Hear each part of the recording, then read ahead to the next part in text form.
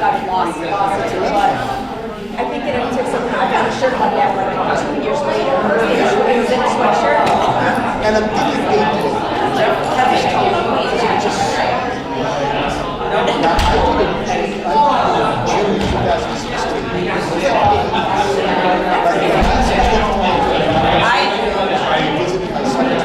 I always used to. Every day was over. I've never had so much fun. First day I drank 4 bottles. I don't drink 4 bottles in a week. It's like, you sweated it off. I know. It's one of my concerns. Yeah. Something, and 8 people can be like today. I mean, it could be like yesterday and Saturday. It could be anyone. Even inland, I would be I say whether it was towards the coast or. It depends.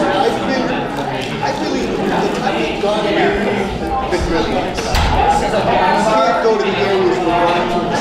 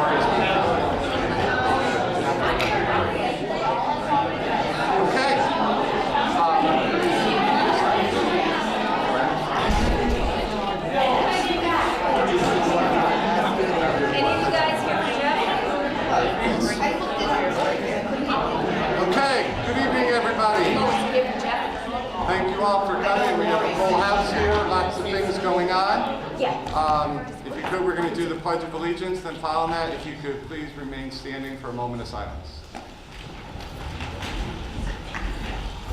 I pledge allegiance to the flag of the United States of America and to the republic for which it stands, one nation, under God, indivisible, with liberty and justice for all. Tonight's moment of silence is for Mrs. Linda Collins, who was certainly a behind-the-scenes person who really contributed to the success of the East Hampton Public Schools. She was in our payroll department. She was a smiling face every single day.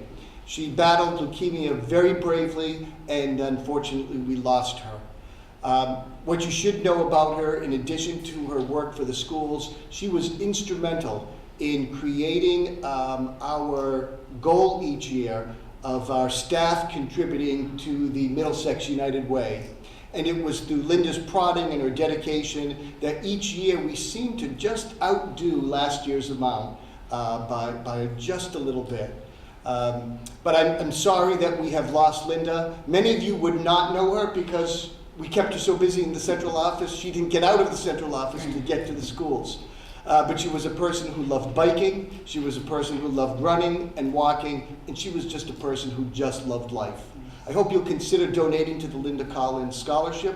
We're also, because she was such a bike fan, going to start funds to create a bike rack to support the new biking club at the middle school. So if you take just a moment of silence, we'd appreciate that.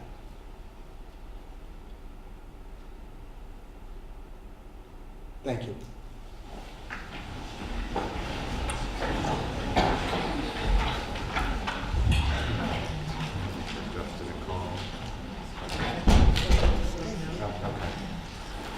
Hi there.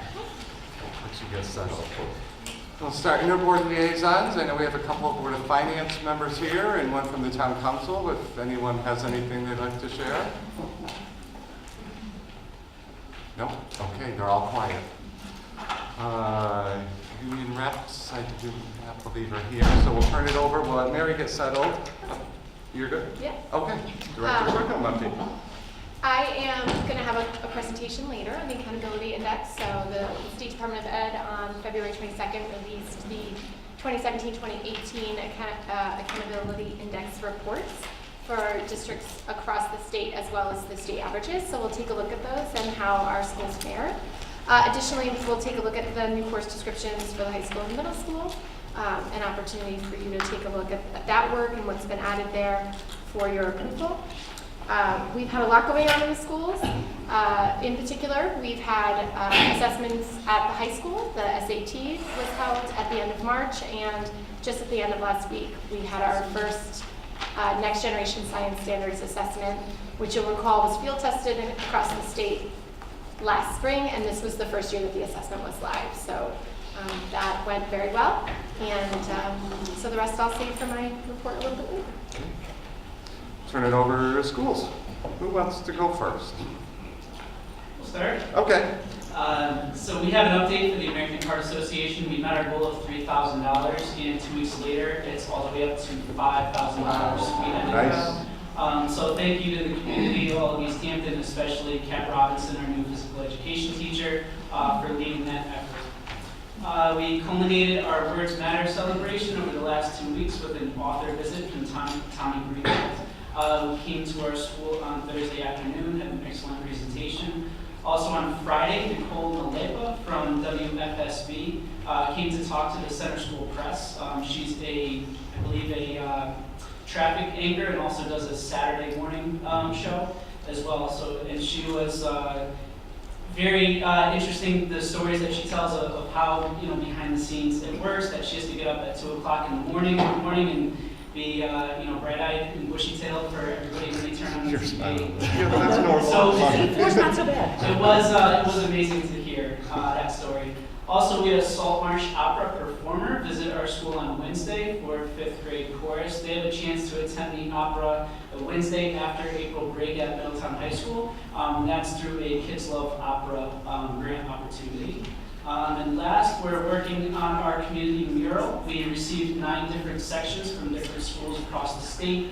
Southbury, West Hartford, Colchester, So we're creating a blended mural, and that will be up the week after vacation. Where are you putting? Right outside the gymnasium. That's Oh, the main hallway that most of the public and most of our students walk down. Cool. Sounds good. So at the high school, the community may have heard about High School Musical taking place this past weekend. So from Friday to Sunday, there were 4 total performances, and I will tell you, the show was absolutely amazing. So between the student performers, the staff advisors, parent volunteers, they all collaborated to put on a truly amazing show. We have just over 40 students headed to Mexico starting this Wednesday, along with 3 staff members, so there's a lot of positive energy heading into that trip. And we are fresh into the 4th quarter here at the high school, and there's just a handful of folks that are pretty excited about April vacation. Just a few. Yeah. Okay. I'll Updates, speak. yes. Yes, for our memorial colleagues, they are not here, and I was just with them because they are hosting an evening for incoming parents of incoming kindergartners. So, as the parent of an incoming kindergartner, Oh, I was yeah, there. no. So I can also report that Andy and Brandy are in the midst of explaining just how your 5-year-old will get off the bus and safely to their classroom. I know that they have many other updates they would like to share, and they will be joining us shortly. In addition, the middle school it has been very focused and really exciting work for the district. I mentioned it previously, they've been working with the Anti-Defamation League and really doing a self-study around how to create an optimally inclusive school environment. And we're really excited about this work, and I think it has potential for the entire district. And so on Friday, March 29th, we had a early release day across the district, and all of the schools engaged in professional learning. And in particular, I know the middle school found that to be a really exciting process that they've been working through this year, and it's directly relating to their advisory program, and we look forward to sharing more details about that program when they present on April 22nd about what that component of our social emotional learning and curriculum looks like. So you got to see the second step component, K-5, and we'll be looking more at that advisory programming when we get back from the break. Additionally, I think I'll just echo Frank's comments. I know the joint middle high school production of High School Musical was very exciting for the middle school as well. And having been fortunate enough to see the production on Sunday, I know that many of our middle school students and families were thrilled to be a part of that. I think we're really excited to see that continue as a nice throughway between our middle and high school environments, and that's had a lot of energy in that building recently as well. Questions for anything? No? Okay. Do we have a motion to approve the consent? Oh, before we do that, we'll skip right over audience of citizens. Open it up. Anyone comments, questions? Hearing none. Okay. Then we will get a motion to approve the consent agenda. Second. Phyllis, Nancy. Third. All those in favor? Aye. Okay. Now we move on to recognitions. Yes, we're recognizing a big group of students tonight, but before we do that, I just wanted to make the board aware that Ms. Kristen Kesko was announced recently as the VFW Teacher of the Year for the state of Connecticut. Which is quite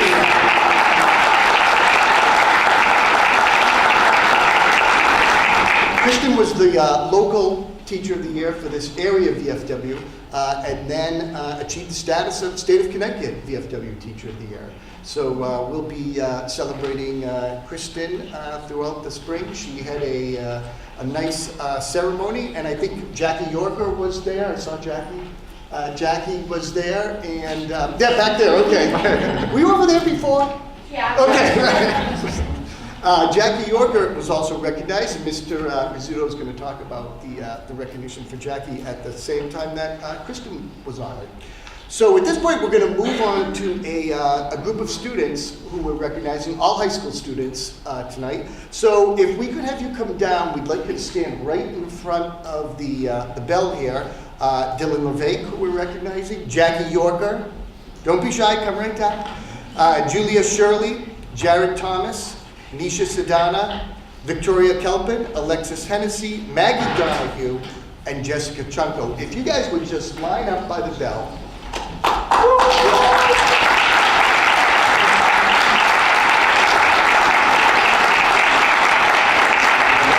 And it's it's good. Parents, at no point should you be shy about taking pictures. And after the high school brags about them for a few minutes, we're going to line them all up here, present them with a plaque, so make sure you have your cameras on. But don't be shy. You don't have to stand way back and right down here. Take as many pictures as you'd like of this group. So I believe that we are starting with Dylan LeVay, Class S state champion for wrestling. Yes. Congratulations.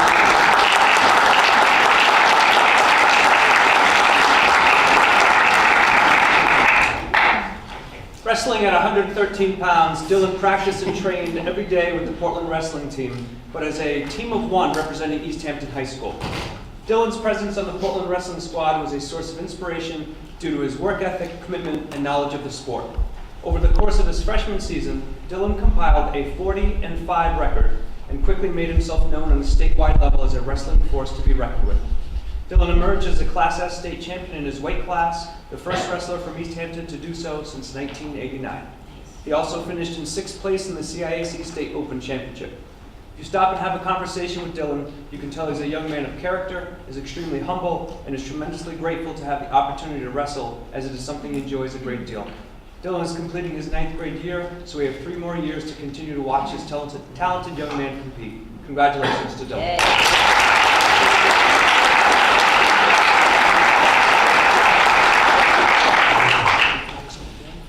Pardon?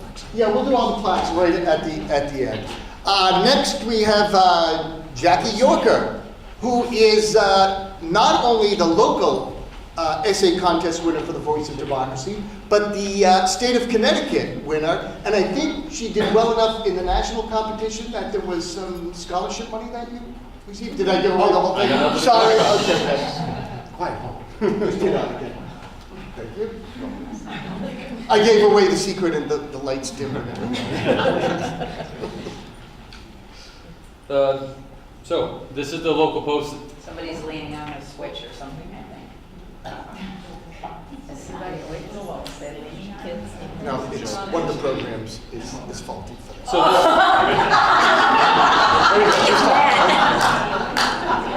Man, it's you. every time I start, what'd you do? You were fine. Okay. Quick, go. Yeah. So this begins at the local level, right across the street, and then if the winner continues to advance, they can go as far as Jackie. So the competition of one essay had her own Jackie Yorker embark on a handful of high impact experiences. As far as the essay itself, she attributes its strength to the nice mix of facts and her own personal thoughts and takeaways on local, state, and federal government. Jackie's essay was selected as East Hampton's finest submission, and this garnered her $250 scholarship funds. She soon received a letter from the local VFW Post to attend a state-level banquet where school-wide winners would reconvene to produce a State of Connecticut winner. East Hampton High School's Jackie Yorker became that student, this time earning an additional $500 in scholarship money and an invitation to attend the national competition down in Washington, D.C. Though she did not win, she earned an additional, thank you, Mr. $1,000 in scholarship funds. In a conversation with Jackie, she was and remains very humbled about the experiences, but she is tremendously grateful. In a conversation, she spoke of her time in Washington with warmth. She enjoyed seeing the monuments, the Holocaust Museum, and the White House. She was able to visit Mount Vernon, also Arlington National Cemetery. She also had the good fortune of befriending a fellow essayist from Idaho, who she still remains in contact with today. This essay took our own Jackie Yorker on quite the adventure, and I believe it's safe to say she remained as one of the hallmark experiences of her Bellringer High School career. Congratulations, Jackie.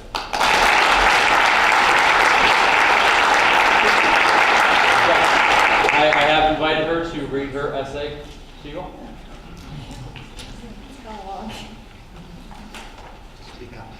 Okay. My vote matters in numerous different ways. It matters to my country, my town, and to me. Having this ability is a gift, and it is my duty as a citizen to exercise this right. Most people think their vote won't matter, but in reality it does. Voting is the only way to make a change. My vote matters at the local and state level and the federal and national level. My vote matters because I don't have to be an expert to express my opinion. This is a right that Americans struggle to win. If you're feeling down by politics, voting is one of the most important things you can do. Every citizen has an opinion. Voting is your right to be heard. Voting at a local and state level is extremely important. Because there is a smaller pool of people voting, one vote has a lot more weight than it would at a federal and national level. So it is essential to get out and vote for your budget, education, quality of roads, taxes, and many more issues that may be presented within a town. Where is our money going to go? You'll get to decide with one simple vote. What is our education going to look like? This is all determined by voting. This level of voting is intensely important to me because these are the decisions that affect my everyday life. These voting decisions also affect the next generations and the lives of adolescents who cannot vote. Whether the budget passes or not affects my education and class sizes. Also, the local leaders who we are voting for are the people who are going to make the changes. Elected officials make decisions about many things that affect you. If nothing else, voting is a license to justifiably complain about elected officials. Express your opinion. We are one of few nations to actually get these voting rights. We are a democracy, a country where almost everyone gets a say. The 26th Amendment allows for 18-year-olds the right to vote. The 15th Amendment prohibits the federal and state governments from denying a citizen the right to vote based on that citizen's race or color. The 19th Amendment allows women the right to vote. We have so many amendments allowing for citizens to vote, yet some citizens still feel it is not necessary. Elections at the federal and national level are just as important to exercise your right. If you want to change within your country, you need to vote. Your vote can impact larger issues, even at the national level. Estimates show about 50% of eligible voters went to the polls during the 2016 election. That means about half of eligible voters still did not take up this opportunity and vote. My vote matters because if I don't vote for my interests, who will? I vote to honor the 2 million U.S. citizens and more who gave their lives or have been wounded to protect the Constitution that protects my right to self-determine my country. The most important reason why my vote matters is because I actually get this right. Women were granted the right to vote in 1919, and it matters to me to exercise this freedom. I live in a democracy, which means I get a say in how things should be run in my everyday life. People are wanting and wishing for this opportunity in some other countries, and U.S. citizens are so lucky that we get this right. Voting matters to me because it is my only way for change. My vote may not seem like it matters, but in the big scheme of things, it matters more than you may think. Nobody will ever deprive the American people of the right to vote except the American people themselves. And the only way we can do this is by not voting. Don't let others decide how the government should be run for you. Your vote and opinion matters. And most importantly, my vote matters because I'm a citizen. And voting is one of the most precious American rights a citizen can have.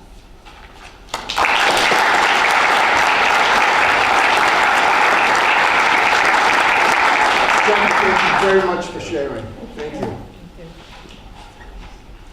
Next, we're recognizing our 2019 Scholar Athletes, Julia Shirley and Jared Thomas. I'm just going to speak about one. This happens to be one person that I have had in my homeroom, although I'm no longer there. I still claim her to be my own, and that will be the case when she graduates this June.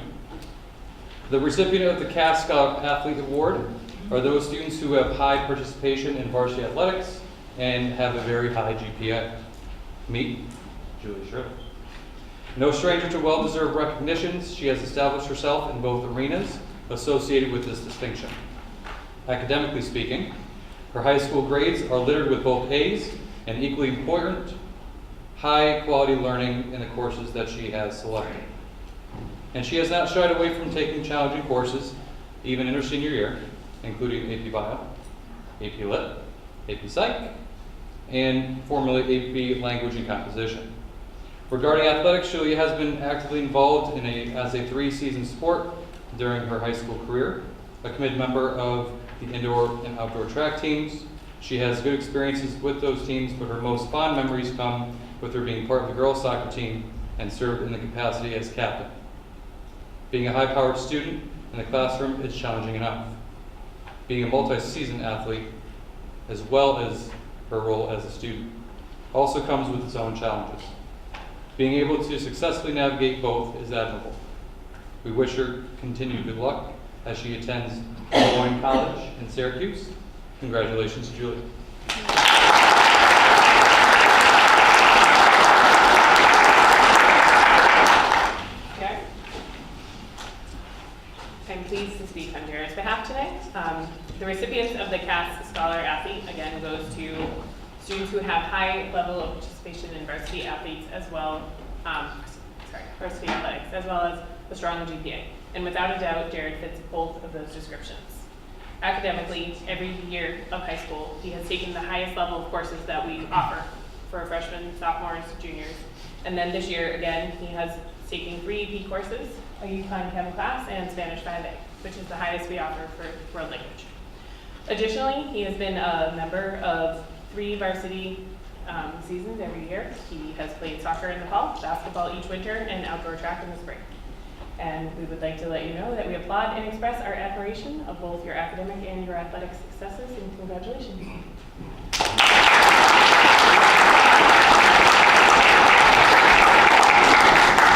Next, Nisha Sadana, a recipient of the 2019 President's Volunteer Service Award. There's no way he's gonna do this. So she also is in my homeroom? So I claim both of them.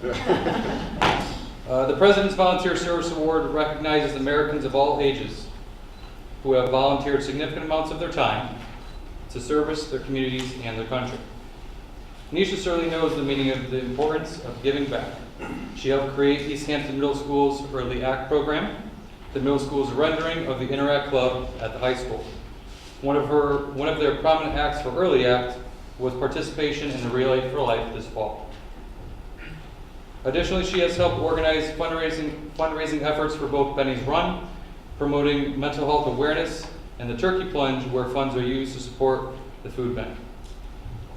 Further efforts by the groups included a trick or treat, where funds were raised for UNICEF, and the ABC Women's Shelter Holiday Drive, supporting families who might not have the opportunity to celebrate around the holiday season without the assistance of organizations such as these. Nisha currently serves as the president of the Interact Club and is proud to have found her passion and drive for community service so early in her life. Well done.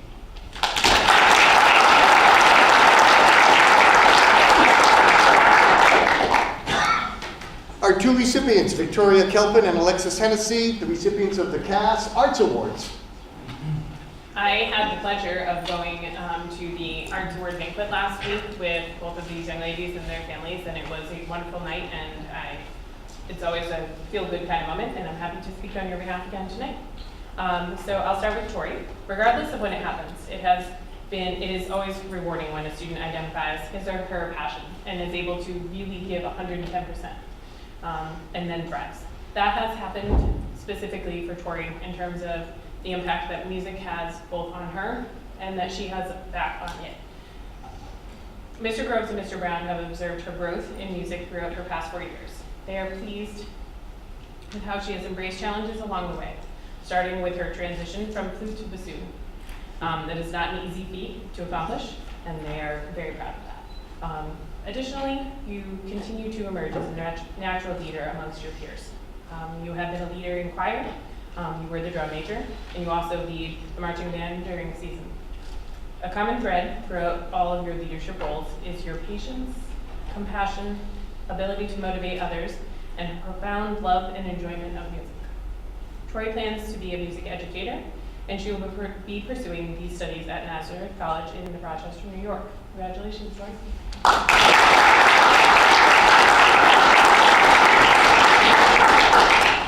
Alexis. One look at her artwork, and it is easy to see that she is a very talented artist, certainly worthy of this distinction. Her passion, dedication to the arts is clear. As her digital arts teacher, Ms. Bunowski puts it, she is constantly creating. Constantly creating. Always creating. Nonstop. While Alexis is a talented artist, it is just important to notice that the same beauty that exists in her artwork also exists in her character. She is friendly to all and always willing to help. Alexis will be attending the University of New Hampshire in the fall and pursuing studies in the realm of the arts. Congratulations, Alexis.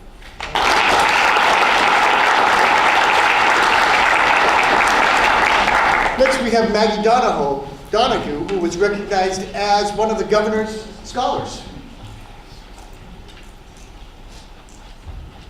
The Governor's Scholar Award Program is designed to honor the academic achievements of the highest performing juniors throughout the state of Connecticut, specifically those in the top 5% of their respective class. For East Hampton High School, that conversation began and ended with Maggie Donahue. Thus far in her high school career, Maggie has selected a comprehensively challenging schedule, including a couple of our advanced placement offerings. In all instances, Maggie has excelled, simply put. In early March, Maggie completed an essay requirement that coincides with this nomination. And though it is not part of this distinction, it is also important to note that Maggie is a person of great character and integrity. We wish Maggie continued success in her studies and good luck in the Governor's Scholar Award process, as finalists will be selected by a selection committee of the Connecticut Association of Schools. Well done, Maggie Donahue.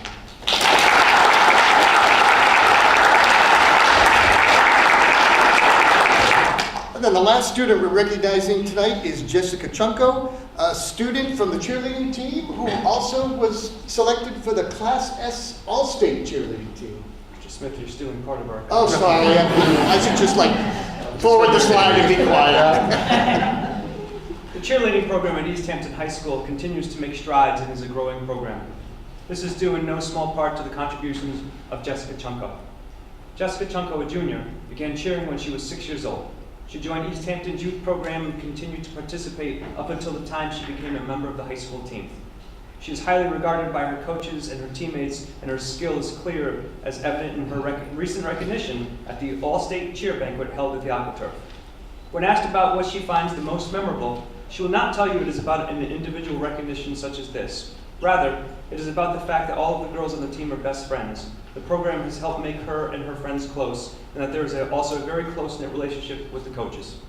Looking ahead to her senior year, she would love to be part of a team to win the Shoreline Conference tournament again, and to fare better at the state competition. Congratulations to Jessica Chunko.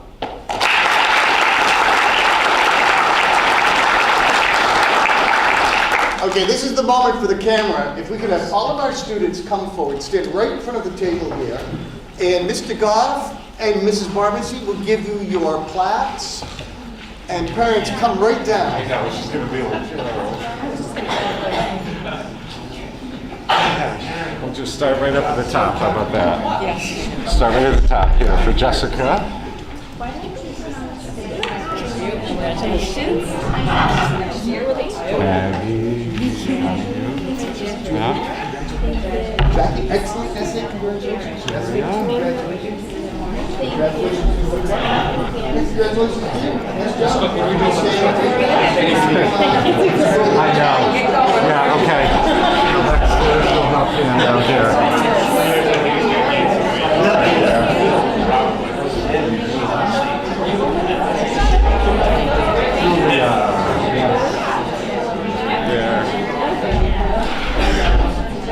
Jared down at the end.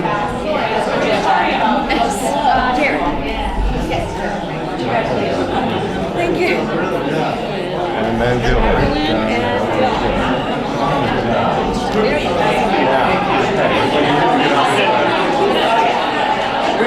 guys so we can all... All right, let's squeeze and get closer.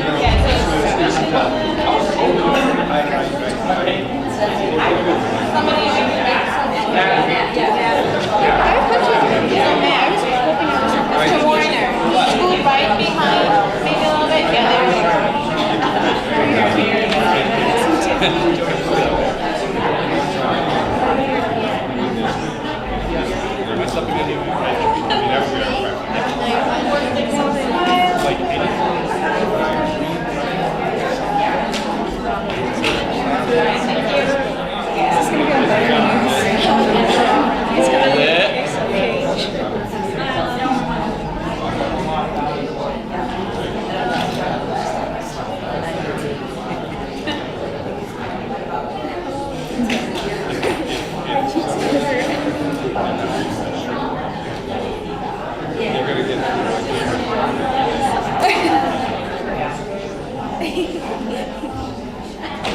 Everyone good? This is definitely going to be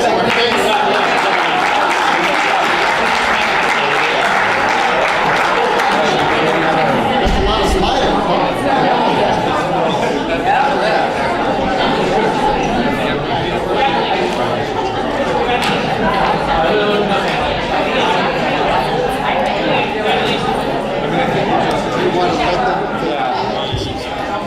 Okay, are welcome to stay for the rest of our meeting, but I understand if you leave.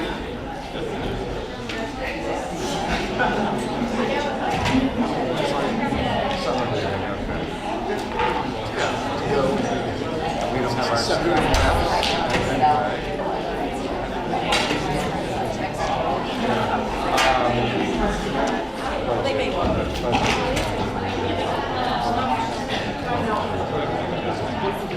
Hi, Jared. Hi, Chris. How are you? I'm great. How you doing, Mr. Secretary?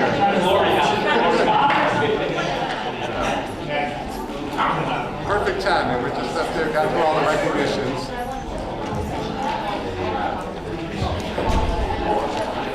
Yeah. Okay. Good. We are going to continue. Thank you all for coming. Our student representatives are not here. Anything, Frank or Matt, you think they would add that you want to throw in that you didn't mention already? Sports are often and this is just the girls were going to be available to have the invitation or just overall. The team. Nice. Which meet? The Bellringer Invitational that we had this past Saturday is our own invitational. And I think there were 17 and 18 teams there, 604 student athletes like last year. Oh, wow. And we won first. Wow. I believe on behalf of our student reps, they would definitely try to lead the sports, but they do a great job. Good, thank you. Okay. Personnel has nothing to update. Policy curriculum, nothing to update right now. Next. Next. Yeah, our meeting tonight will bring 3 policies to the next meeting. Okay. Finance and transportation building grant. Has not met, but obviously budget's ongoing. Budget, we'll be talking about that. No, that'll be later. Okay, all right. Liaison reports, anyone go to any of the meetings, talk about? Yeah. Okay. I did not go to the Learn Executive Board meeting last week because I left early for National School Boards Association Conference, which I attended in Philadelphia with courtesy of Learn. Eileen Halley, myself, and another member from Stonington went, so, okay. I will be putting together some of my notes from that. It was a good conference. Interesting speakers, good sessions, most of them were good sessions. So I consulted Paul before I left and said, what do you think I should go to? And, some were good and some were okay. But more on that in the future when I pull my notes together and everything. So, but otherwise, it was a good conference. Okay, and nothing from the building committee. I know, Andrew, you just walked in. Don't want to put you on the spot. Did you survive the initiation and orientation? A couple tough parents. No one in particular. Other than that, it was great. It was pretty well attended. It's always one of the most exciting nights of the year, welcoming new families to Memorial and to East Hampton. So we're really looking forward to next year. That's pretty much it. Do we know what our class size is, kind of? Yeah, we're over 100 students who have registered. So Already. All right. How much over? Just a couple. Oh, Yeah. good. Okay. But that's a lot already, isn't it? Yeah, for Yeah. this early, that's good. Yeah. Okay. So All right. We now we're going expect to- more. Yeah. Superintendent's report. So I have on the agenda update of the governor's budget and update on the Board of Education budget. And as you can imagine, they are intertwined. This particular year is obviously challenging. We have a new governor. He has some ideas for the budget he would like to present.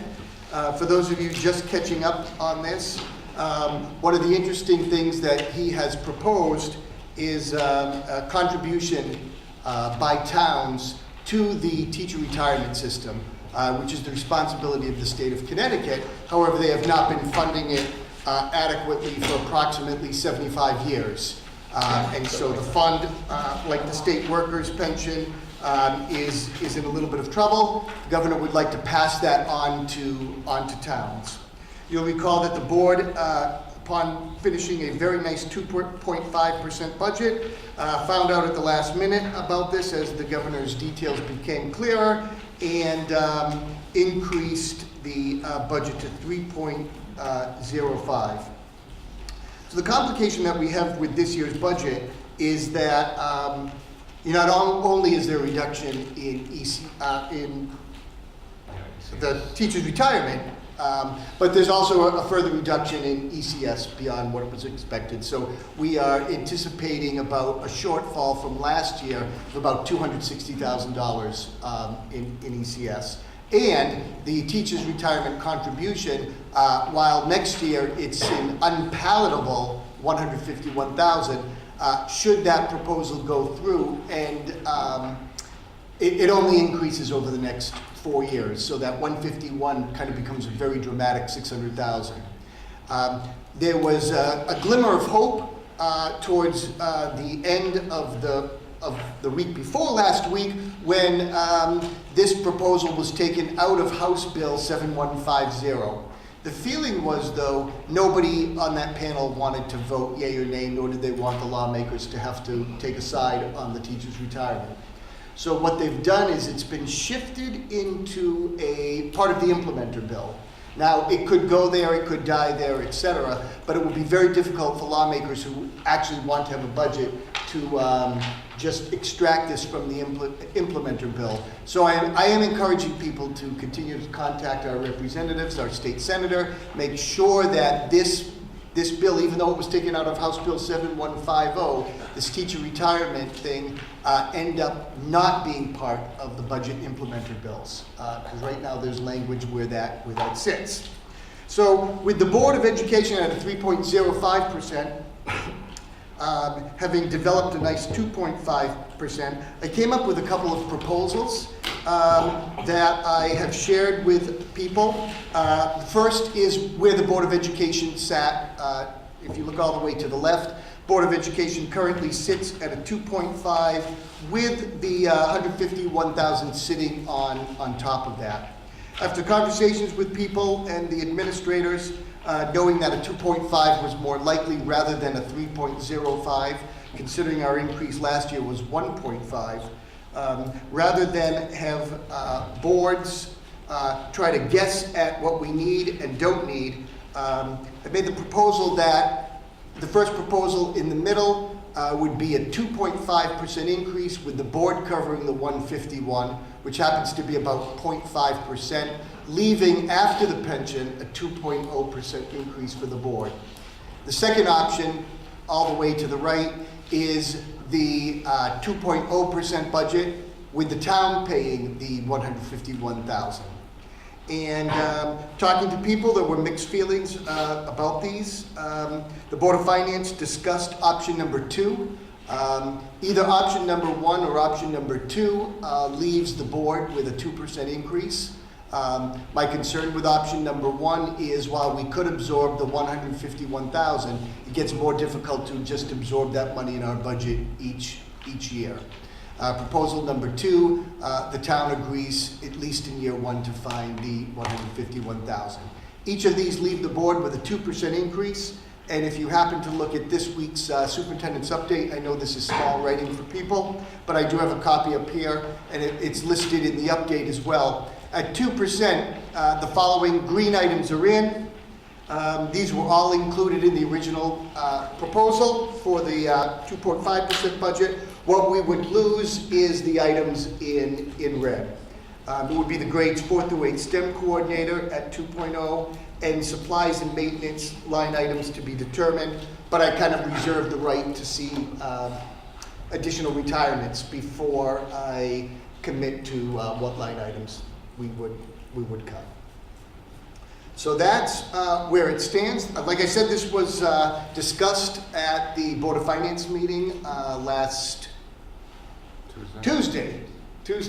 They have another meeting on Thursday the 11th, and that their discussion was tabled. But you are welcome to speak to either of the proposals at this point. Okay, so I was away, couldn't go to the meeting, but my understanding was that there was a motion at the Board of Finance, and Board of Finance, you can help me, of the option number 2 there, the 2% with the town paying the 151? Was that the original motion? Yes, okay. And then that's what was tabled. So back to our original intent with the Board of Finance, the Council of Collaboration, working together, supporting each other's budgets. I thought it seems like that's the direction that the Board of Finance was going with the 2%, with the 151. So I thought we, as a Board of Ed, could kind of get a consensus. Do we agree with that direction that they're looking at, or do we not? And then I could go to the meeting Thursday night and share our thoughts with the Board of Finance after we discuss it as a group. So with that, open it up for discussion. Yes. So the STEM I saw that if you go back one, the STEM coordinator position that was eliminated for grades 4 through 8, because that was a pretty important position to eliminate, especially with all the focus on science and math and all that. So how is that going to be implemented, and if it's cut, when do we see it come in? Because that is a pretty important position. Sure. And to be candid, I felt like it was more important to offer the courses at this point. The AP Physics, the AP Computer Science, the Forensics, the Robotics League team at the middle school, the Coding Club at the center school, the Coding Makerspace Lab that's partially grant funded. I thought we would get those in place and then work to next year to include the STEM coordinator. Are there teachers that can help do some kind of coordination between 4th and 8th grade? I mean, Yes, but it's going to lack. It's going to lack a champion whose purpose is to really push the NGSS standards, to really connect kids with business and community outreach, and possibly set up internships or experiences or things like that. That's what I mean, it will be done on an informal basis like it is now, but we won't have that dedicated person who's that. And I have to be candid. If it wasn't for that looming teacher pension and the reduction to ECS, I wouldn't be proposing this. But we're in a situation where our hope is to pass a reasonable budget, and you heard me excitedly talk about the STEM coordinator, but I don't want to lose the courses. Nor do I want to move backwards. Last year we reached a point where we cut 8 teachers. Forget about adding a STEM coordinator, we lost 8 teaching positions. And I felt like if guidance wasn't given, rather than leave boards to, what are we going to do with this, let's come up on our own, I feel like this was a solution that was palatable to all. I just felt it was prudent to come forward with a proposal, rather than find ourselves in the situation we were last year. Can you go to the other slide for a second with and tell me some of the pros and cons of plans 2 and 3 is what I'm going to tag them as. Sure, but we'll talk about proposal 1, Okay. the one in the middle. Proposal 1 keeps our budget at the 2.5. The board is responsible for covering the 151. It equates to a 2% increase, plus knowing that the 151 goes off to the state. In proposal number 2, it's a clear 2% budget. The town commits to covering the 151. The disadvantage to number 2, or proposal 1, the one in the middle, the disadvantage to that is, I feel like if we say we will absorb the teacher retirement pension fund, then we're in it for the long haul. And it grows to 300, then it grows to 450, then it grows to 600. Right. By showing the town, we will take less if the teacher pension is considered as part of the town budget. And it doesn't mean that it's a quid pro quo exactly, but I feel like if we take on the responsibility, it's going to be our responsibility from here on. Right. Rather than us saying, we will take 2%, knowing that the town will help us out with the teacher pension, we just start that tradition of, look, we're going to be in this together and get through this, especially if it grows to 600,000. If it's eliminated from the budget, everybody smiles. Well, okay, so on that note, and option proposal 1, if it's put into part of our budget and the state then changes their mind, nope, you don't have to do it this year. Correct. What happens with that 151,000? Because it's part of our budget. Well, once the referendum passes your budget, It's in our budget. it's in your budget. So you'd have 151,000 sitting there. It would pay for the STEM coordinator, and it would pay for, I wouldn't be reducing the supplies and other things like that. We'd be back to our original proposal. You'd be back to the very original proposal. However, that's a little bit of a gambit, because you're not gonna know, 2 years ago, we waited till October for the state to finish their biennial budget. So we could find ourselves in that situation. If we're leaving it there just in case, and I can't hire a STEM coordinator till December, then we find ourselves in the same position we did with the money added back.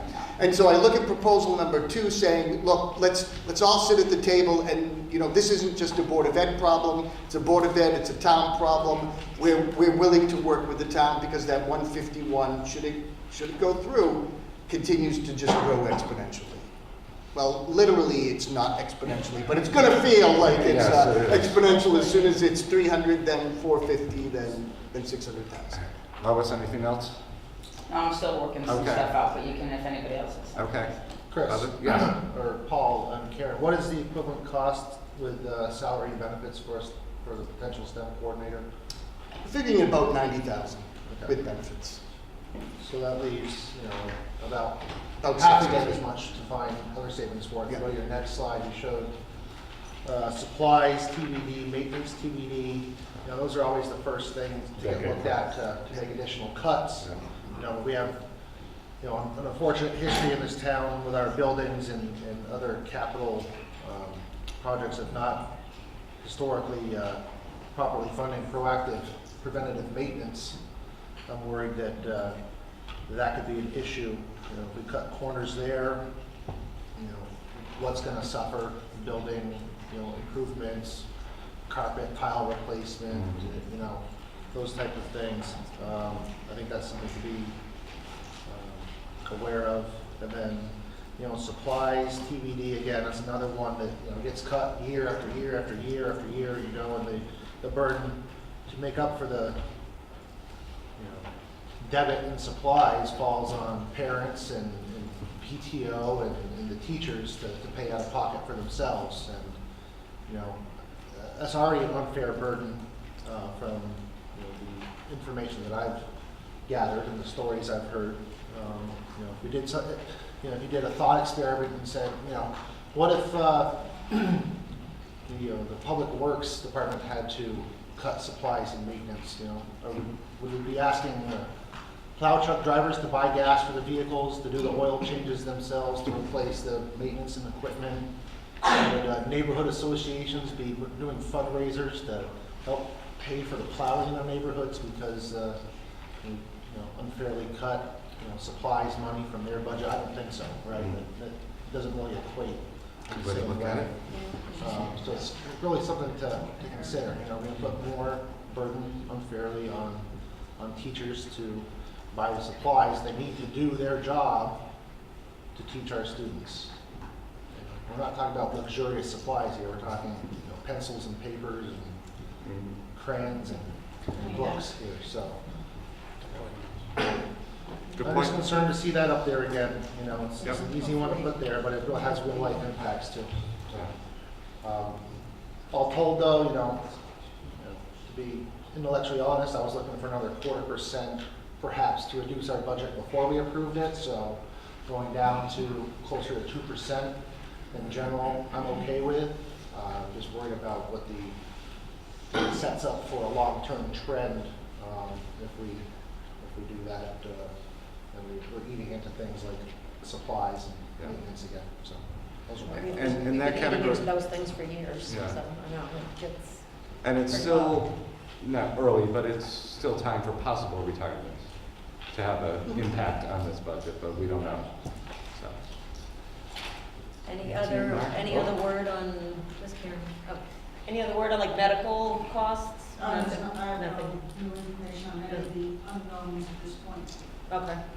None of the other insurances or nothing? And, going to be again, 3 to 4 weeks before we'll have health insurance, another couple of weeks to do the open enrollment. Right, enrollment. Fall is gonna be June, Yeah, workers' comp and that sort of thing. okay. Mike. While I certainly support an effort to get a budget passed, you know, when you look at our history of referendums, it's certainly nothing to write home about and nothing to be proud of. So any efforts that we can do to work collaboratively to get budgets passed is admirable. Having said that, you know, I stand behind the budget we approved. And, you know, that's what we sent to the town as we were required to do so. And I then look at it as a responsibility of the Board of Finance and the town council to take up those budgets and make the decisions that they have the obligation and responsibility to do as part of their role in the town. So, you know, I would, if they come back to us and say, this is what we're giving you, then we have to make do with it, because that's the way our town is structured. As far as the 151, and I respect all your comments relative to, you know, where the precedent is, from my core accounting perspective, I really think it is a Board of Ed expense. It's a personnel-related expense. Whether the town has to take up for the state in some respects, you know, unfortunate, particularly when we don't have any control over the structure of the pension. But I don't see it. I personally can't make a reasonable argument that says, hey, the town should be paying for employees of the education department in whatever the costs, new costs are. So I wouldn't necessarily be in favor of shifting that over to the town, just from a standpoint of where do I think the proper accounting is. And in the end, the town's going to pay for it, one way or another. Okay. You had a question? I have on a that? question. So these proposals 1 and 2, they just go for this year, right? I mean, this isn't any precedent that we're setting for either one of these proposals, is that correct? Yeah, It's just that, it's just for this fiscal year, we're not making any long-term determinations. As we have come to develop budgets, it's like, get through this year, and then we'll worry about next year when Right. next year comes. Right? You know, it is possible that the governor would put this in and then fund it a different way, or flat fund it, or I can't speak to the future of what happens with this. Yeah, it's hard to say the first time, maybe the second time, you're setting precedent, right, or the direction to go. I mean, I just thought it was, we see sort of where the Board of Finance was thinking, which is where the 2 comes in, and, that's a strong indication, that we can consider as something that will probably, be put forward. But the pension piece is kind of that extra budget. It is part of the budget. It could be part of our budget, but it's sort of that twist, budget with a twist. Yeah. That to me seemed to really change the game. The consideration that the town would, work with the Board of Education to consider a way to cover that.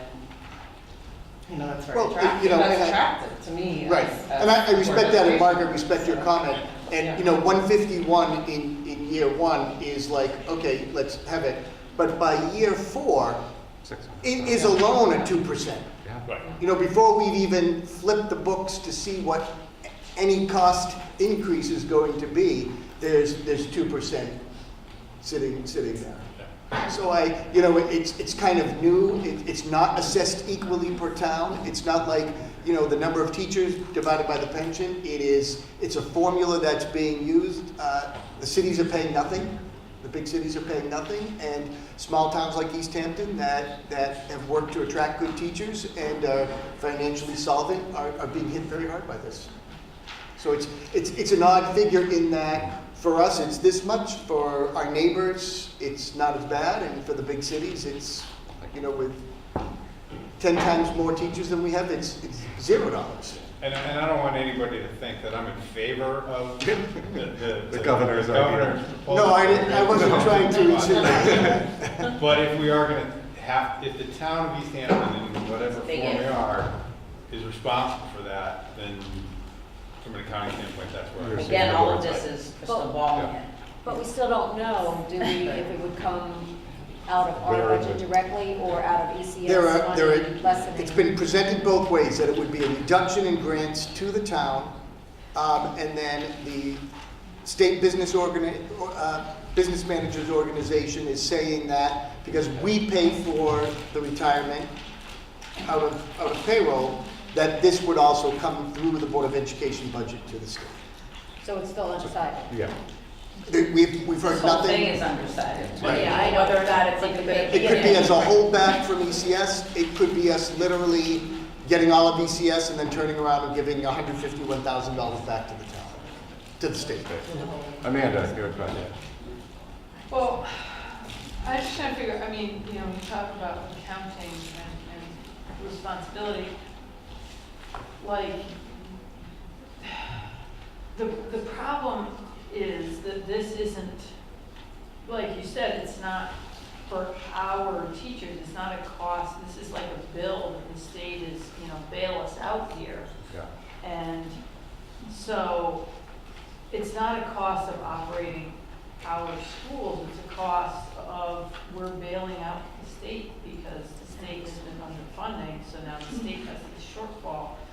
And I think the problem is, even though it's technically education related in that this was an education cost to the state, when you get people that already are looking at the education numbers as like, well, this is just too high, it's 2/3 of the budget, and it's like, you know, the figure that jumped out at me in Mark's presentation last week is he says, you know, we have 68.5 full-time employees. I mean, you probably have that at the high school alone. So, like, or close to it. So, if people just look at the numbers, and then if you add this on top of it, and people are like, and it's not like, if people came to the meetings and they listened to how much we're trying to, well, we don't want to do this because we don't want to push the costs up, and we're really trying to do as quality of an education as we can on as little money as possible, and they don't get that, well, this is, you're getting a quality return on your investment here, like, we're not wasting money, but it's just too much.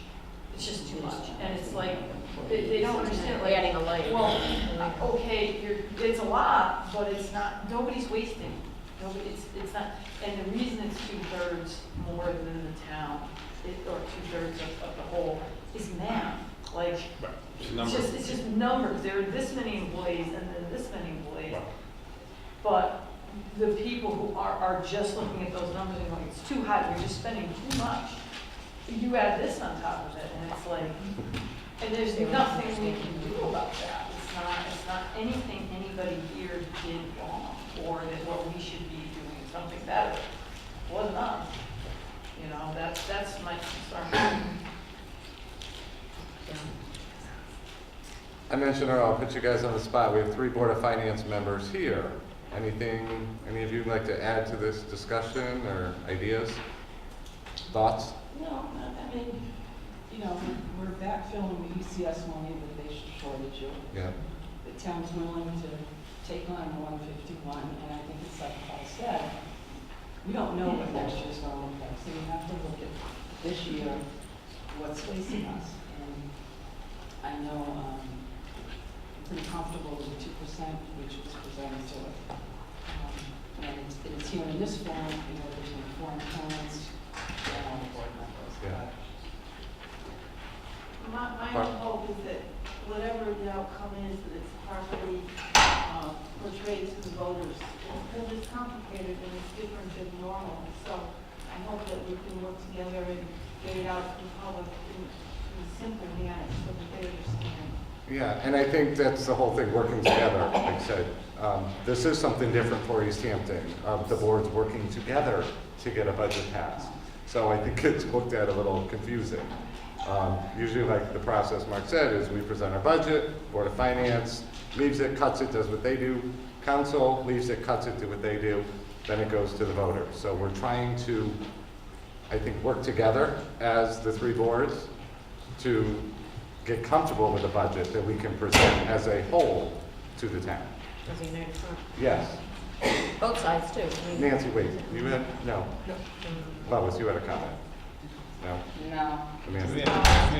Amanda's on the roll. Well, I'm just like, for what it would be worth, if anything, I think getting ahead of, we don't know if this is gonna pass, something that probably almost everybody in East Hampton should maybe wanna do is contact our state elected officials. Yeah, like you Governor, said, you know, yes. and really hammer on that, because if people, you know, to Barbara's point of trying to get people to understand, that would be a way to help people understand that, like, this is not good for anybody. No. If this No. comes to pass. And it's not any of our doing. So like you it's said. not, so like. We have no control over it. We really should, like, complaining about it after the fact. Yeah. I mean, we can all complain and it still comes to pass, but like, we should complain. We should say, Yeah. no, this doesn't work for us, and you should come up with something else, because Yeah. it's not there. So last Wednesday night, I was at a reception at the old State House, and who should walk in but the governor of Connecticut. So I kind of weaved my way through about 300 people, and No. very politely, as he was being, led to meet certain people, probably who had contributed much more to his campaign than I did. I just kind of stepped right in front of him and I said, Governor, I'm Paul Smith, Superintendent of Schools in East Hampton. And I really wish you'd consider the teacher's retirement contribution from towns. And, to his credit, in a loud room, he listened for 45 seconds, so everybody should always have their elevator speech prepared. I've done it with the governor, it works for that He was very attentive, and I have to give him credit for at least listening to the concerns of what it would do to a town like East Hampton. Good job. Yeah, we need to direct that Good focus to the state level, that's, Yeah, that's what we need to do. that's where we are. So, what So- do we have to? So again, we're back to, as a board, we approved and presented a budget at the 2.5 plus the 0.5% above that. That's what we presented. It's here to see if we want to make a kind of, I guess, a statement that we are on board with the direction that the Board of Finance started taking last week with the 2% and then covering the 151. If we as a board could support that and see that through, or can we not? And we want to say, no, we're sticking to our original budget. We don't want any discussion until you make your cuts, the way it's always been. So that's where we're at. So again, we're not taking a vote. It's more of a, I think, consensus I'm looking for. And if you even want me to do this and go to Board of Finance Thursday night to their meeting and share our thoughts. So you guys, if you want me to do that. I'm in favor of, that's right, proposal number 2 with the town covering the pension and us coming in at 2%.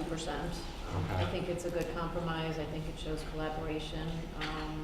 I would absolutely be sorry to see the STEM coordinator pushed off to next year, but, it'll be our focus next year. But there's still hope. And, I there's keep still looking at hope, possible and, retirements as hope. Yeah. And yeah, I think we gotta do, maybe the focus of my next letter will be, get out there and talk to your legislatures, because this is unfair and unjust to penalize towns when it's the states, created the shortfall. Okay. And it shouldn't be disproportionately, affected on little towns. It's just not right. So I'm just leaning more to the first one, just because I know that First one meaning the Proposal original or one. proposal one? the first proposal. The original. No. No, proposal one. Proposal number Okay. 1. Okay.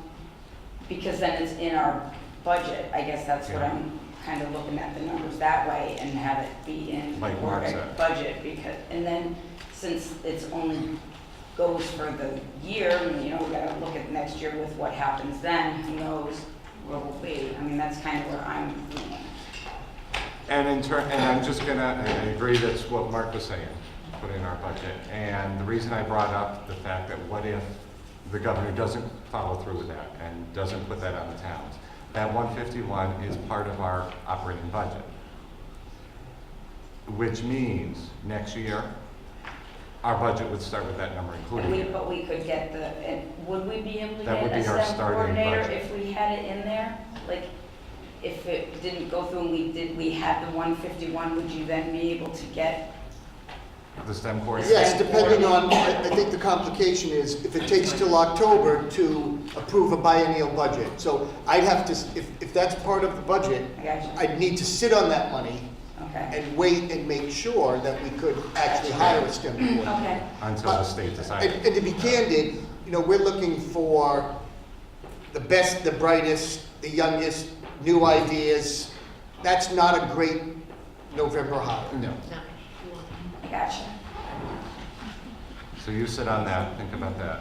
Jared, thoughts? I'm also in favor of proposal 1, Lois and Mark, I think from accounting. Well, What do you- I mean, I'm an advocate for keeping it in our budget, but Sorry, Just didn't that mean to speak component. for you, but Okay. to your Yeah. point, Okay. keeping it is a benefit for our teaching staff, just as medical or insurance, other insurances. It makes as much sense for us to have that within our budget and not have the town pay for it, as if the town would pay for our teachers' medical benefits. I don't think they would do that, so.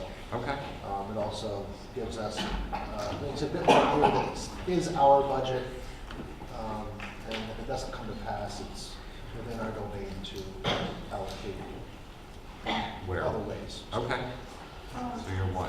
Can I just ask, like, but this really isn't part of the cost of our teachers. I mean, we're getting a bill from the state. It's not like we're paying for No. Miss Jones's, we're paying for Everybody. our people and the people in Yeah. Glastonbury, and the people in Middletown, and the people in Hampton.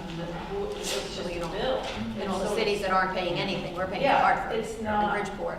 It's not, and that's a mess too, like, already we've got this us and them, and this is only gonna exacerbate that, and. The money that we send to the state for the teachers' retirement, for our own teachers, comes from their own salary. So the Yeah. teachers pay the 7%. So that's not, that's already, that's in our budget, but like this 151. That's That's not, their that's payroll. not part of it. That's their Well, salary. that- Yeah. So that's what they're it's, paying. I don't know that it's accurate to say that it's our cost. Well, This is a, you know.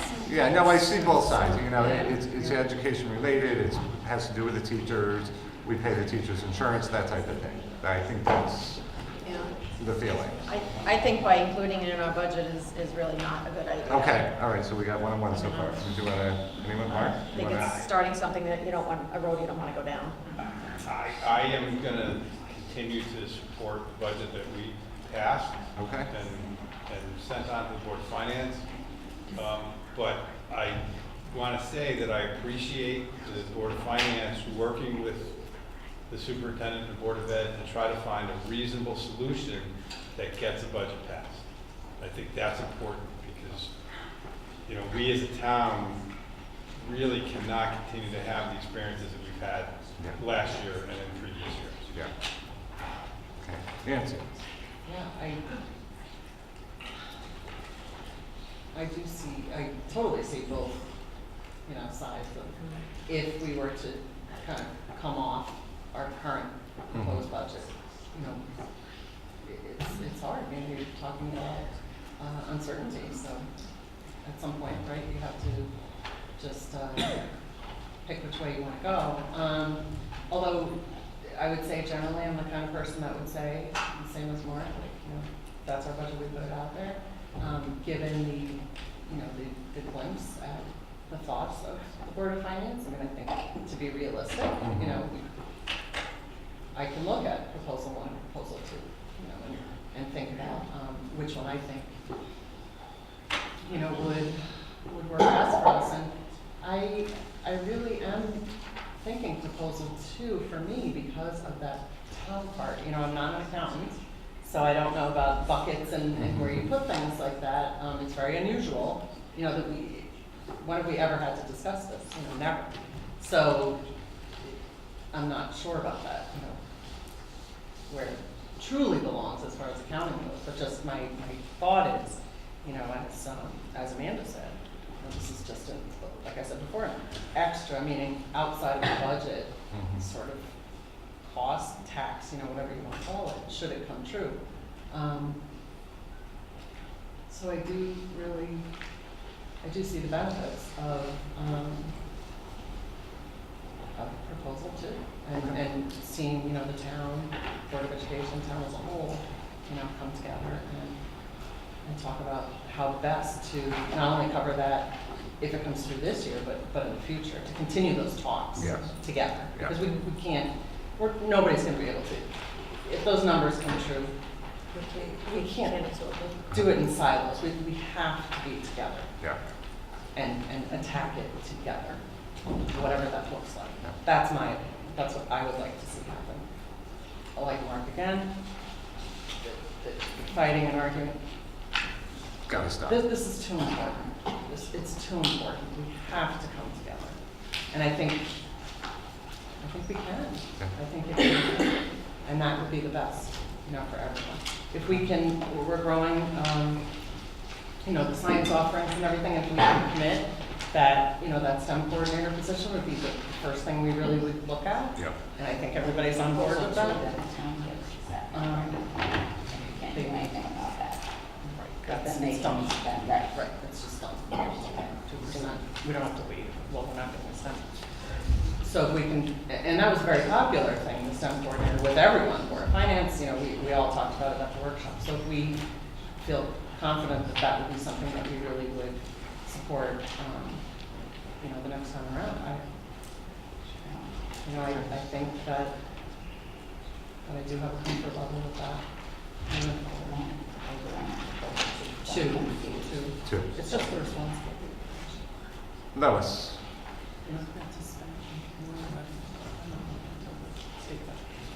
We'll skip. Amanda. Sorry. No, I had already said, I thought proposal 1. Yeah. 1. Yeah. Okay. You don't have to skip me, that's the one I said. Oh, Here we go again. Boom. While that's happening, Amanda. Well, I'm just looking at these green columns and, Okay, speak you guys, can't hear.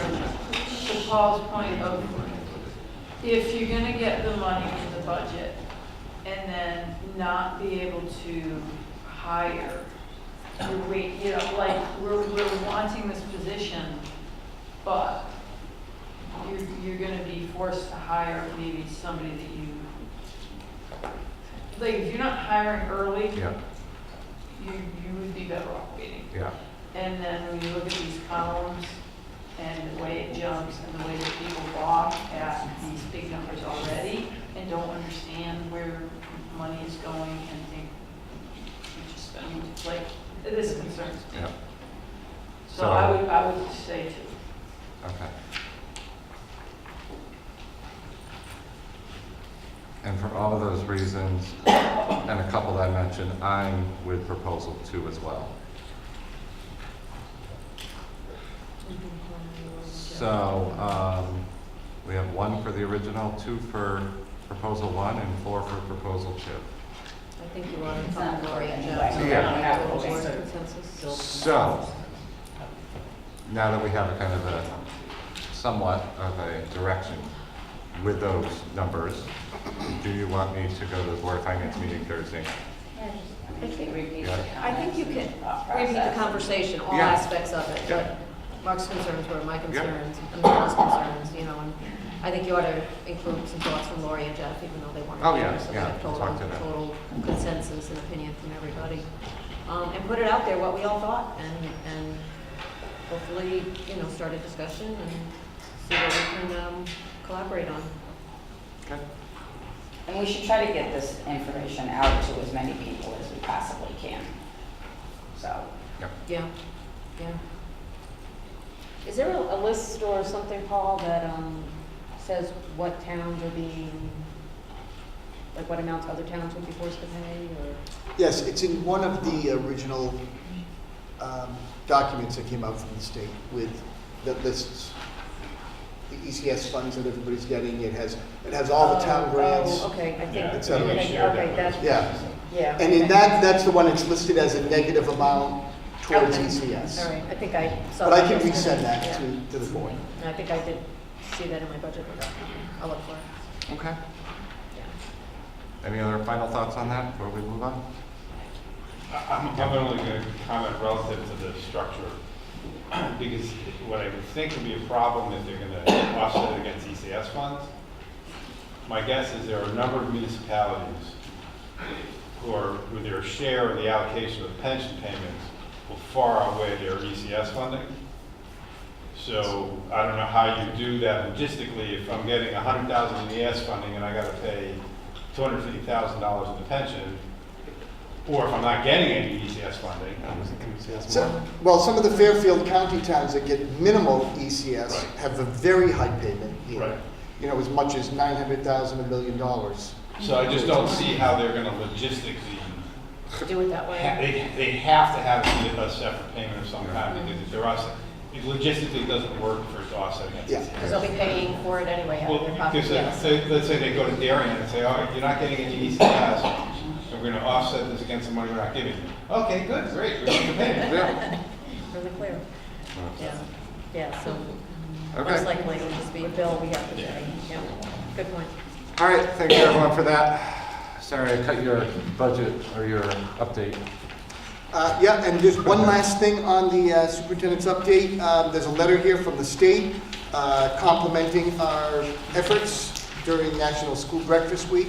I think the work of Jen Bove and Karen Aceta and the cafeteria managers to put that together was just outstanding.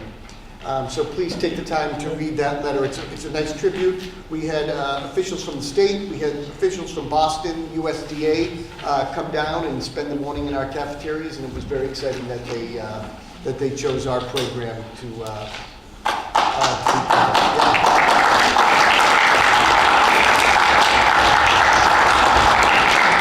And when you talk about regional efforts, Karen Aceta has been chosen to attend a national conference to speak on regional efforts of how one town can support other towns' food programs. So she'll be talking about joint programs.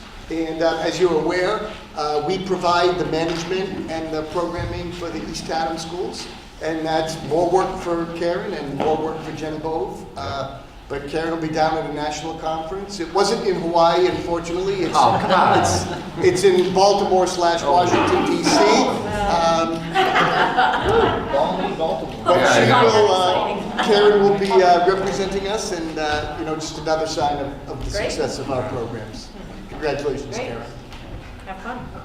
Could I ask a question of one of the town board of finance members if they're here just to find out for me?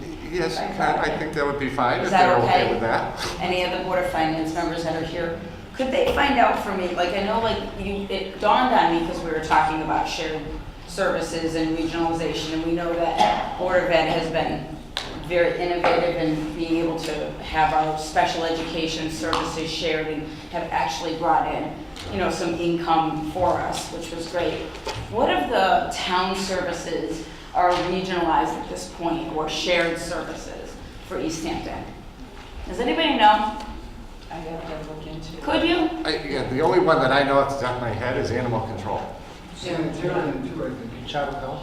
Chatham Health. Health, yeah. Sanitarian, yeah. Because I just didn't know this different services Probate. that. Yeah. Okay, that would be great to have what's been kind of looked at for regionalization. I mean, I know we have a big town hall complex coming and, police department. I don't know what services or have they really taken a hardcore look at regionalizing, sharing services of. Yep. Okay. Cool. Now we have a presentation that Mary, I believe, is going to kick off. Thank you. I move.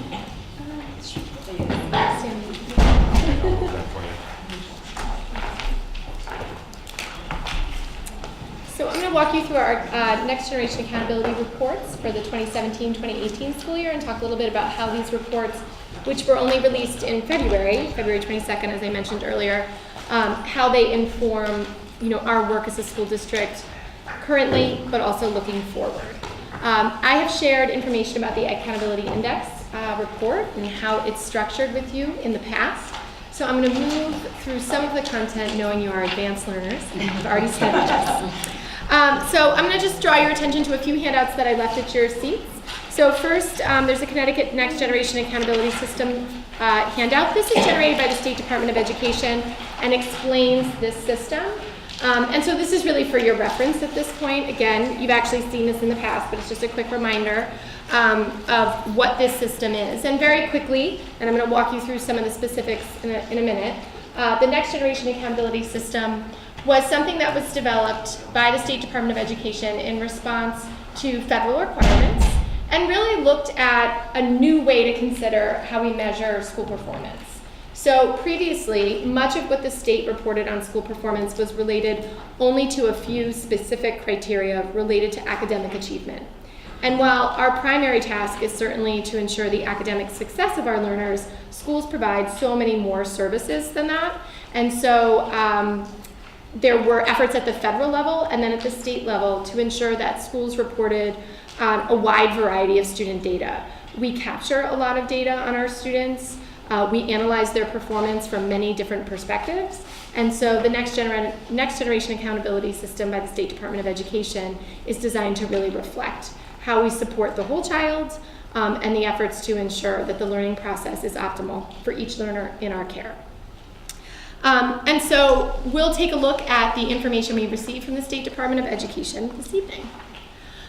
So these first few bullets, and if anyone in the audience would like a copy of the presentation, there's more up here. We can bring them to your seats as well, in case you're not able to see comfortably. This really reflects some of the information I was just sharing. There's 12 indicators maximum that can be included in the Next Generation Accountability Report. And this looks at those various factors. We'll walk through them in just a second. And it moves us really beyond just academic performance, but how is the school system really providing for students in terms of meeting their needs around attendance, for example? How are we ensuring that our students experience success after they graduate from our school district? There's a number of ways to monitor that. So the report really reflects all of those angles. The state produced a theory of action, and your packet outlines those 4 key areas. They wanted all of their reports to be inclusive, so really looking at this data from multiple measures, to produce a reflective climate for schools that we can really think about how these various aspects of student life impact each other. So a very basic understanding is that attendance is something we should monitor closely, because if you're not in school, you're likely to have challenges in accessing curriculum. It's collaborative. School districts actually self-report a lot of the data that the state then utilizes. So it encourages clean data. And that's something that we've been looking at very carefully as a school district. We're a small school district in terms of infrastructure and staffing. And so when we look at the volume of data that we need to capture on our over 1,900 students and then report annually to the State Department of Education, that's a large job. And then lastly, this is transparent so that all school districts can receive the same feedback from the State Department of Education, and that's shared publicly. So all of this information about East Hampton's performance is available on the state's public portal, which is called EdSite. So you have here a list of the 12 indicators, and I'm going to kind of this is where I'm going to reference our past learning and move you through them relatively quickly. I'll walk you through each one. So the first indicator is academic achievement, and this is really where we look at our students' performance in the core subject areas of mathematics, literacy, and science. And this really looks at their specific achievement. Did they perform at the target that the state sets for them? The state actually analyzes each child's data and sets an individual growth target for them. So we're really looking at, were they able to demonstrate a level of proficiency in line with their individual expectations? Indicator 2 looks at academic growth. So are they making the proposed and suggested growth the state has set for them? This is really different, and I've emphasized this to you in the past, than how we, for a long time, looked at student performance data. We previously, to the Next Generation Accountability System, really just looked at what percentage of our students were making goal and beyond. But we didn't look at, did they individually grow? Did they individually meet the target that would represent appropriate growth for them as a learner? So this is a huge shift. It asks each teacher to really drill down to the individual level and move their learners forward. That can be challenging because learning doesn't always follow a predictable path. And a student who experiences a lot of growth can sometimes have a period where they're holding steady for a period of time. We see that a lot, for example, with some of our youngest learners. But this is something that both achievement and growth we look at for all learners, and then the state also reports out specifically on a group they refer to as high need students. High need students is a mixture of different subgroups that can include students with disabilities as well as economically disadvantaged students. Indicator 3 is our participation rate. Participation rate is something that is set at the federal level, and the expectation is that you have 95% of your students, all students, as well as any of the high needs groups, participate in each test area. So they look at that multiple times. They look at, do you have all students, 95% or more, participate in your exam for literacy, your exam for mathematics, and for science. And I'll show you how that plays out when we get into the actual reports. Chronic absenteeism, this is something, again, we look at for all students. Do we have an issue with chronic absenteeism? And your explanation there emphasizes that's 10% of days enrolled in the school year. So for most of our students, we're looking at, hopefully they have fewer than 18 absences in a 180-day school year. The next several indicators that we're going to get into, and I'll emphasize this point a little later in the presentation, are not necessarily going to show up in every school's accountability index. As you look at the reports, you're going to find that Memorial's accountability index report looks very different from, say, the high schools. And the reason for that is that some of these indicators are only present at the high school. So Frank's accountability index report has much more happening on it because our learners are that much closer to exiting the school system. So preparation for post-secondary and career readiness coursework. This looks specifically at how our students are accessing and performing on AP exams. If we had IB programming, that's something that would be considered here. Early college experience, as well as workplace and internship experiences.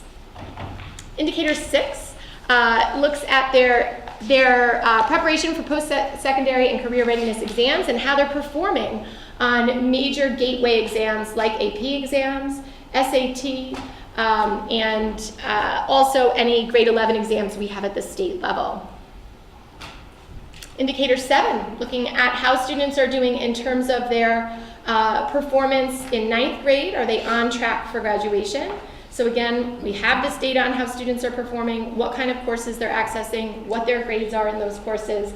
Can we predict that they would be on track? Then we are going to look at cohort groups and our graduation rates. So are our students graduating in the typical 4-year window? We're going to look at another cohort group to see how we're doing within that 6-year window. Do we have students who are taking longer than that? We're also going to take a look in indicator 10 at the students who have enrolled in a 2- or 4-year post-secondary environment during their first year after high school graduation.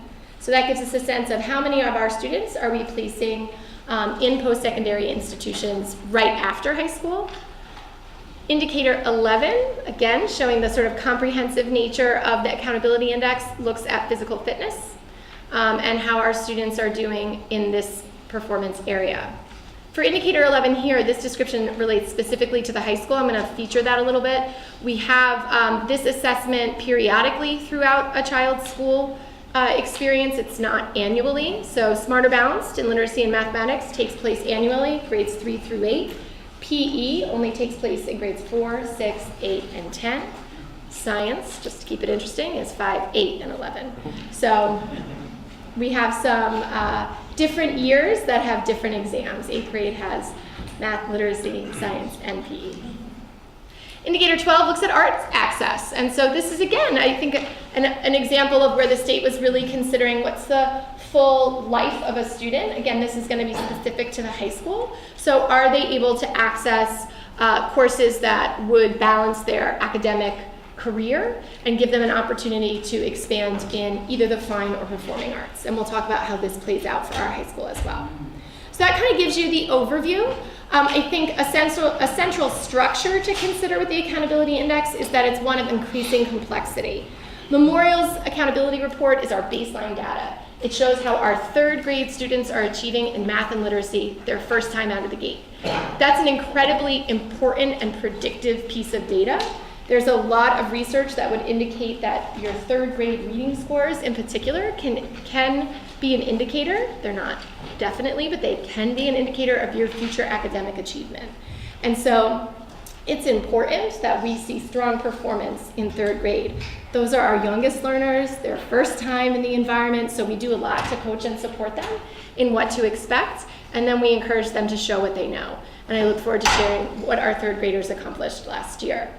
But as we move up through the grade levels, there starts to be growth measures. Are they making adequate growth? So if you come out of the gate strong in third grade, are you continuing that performance?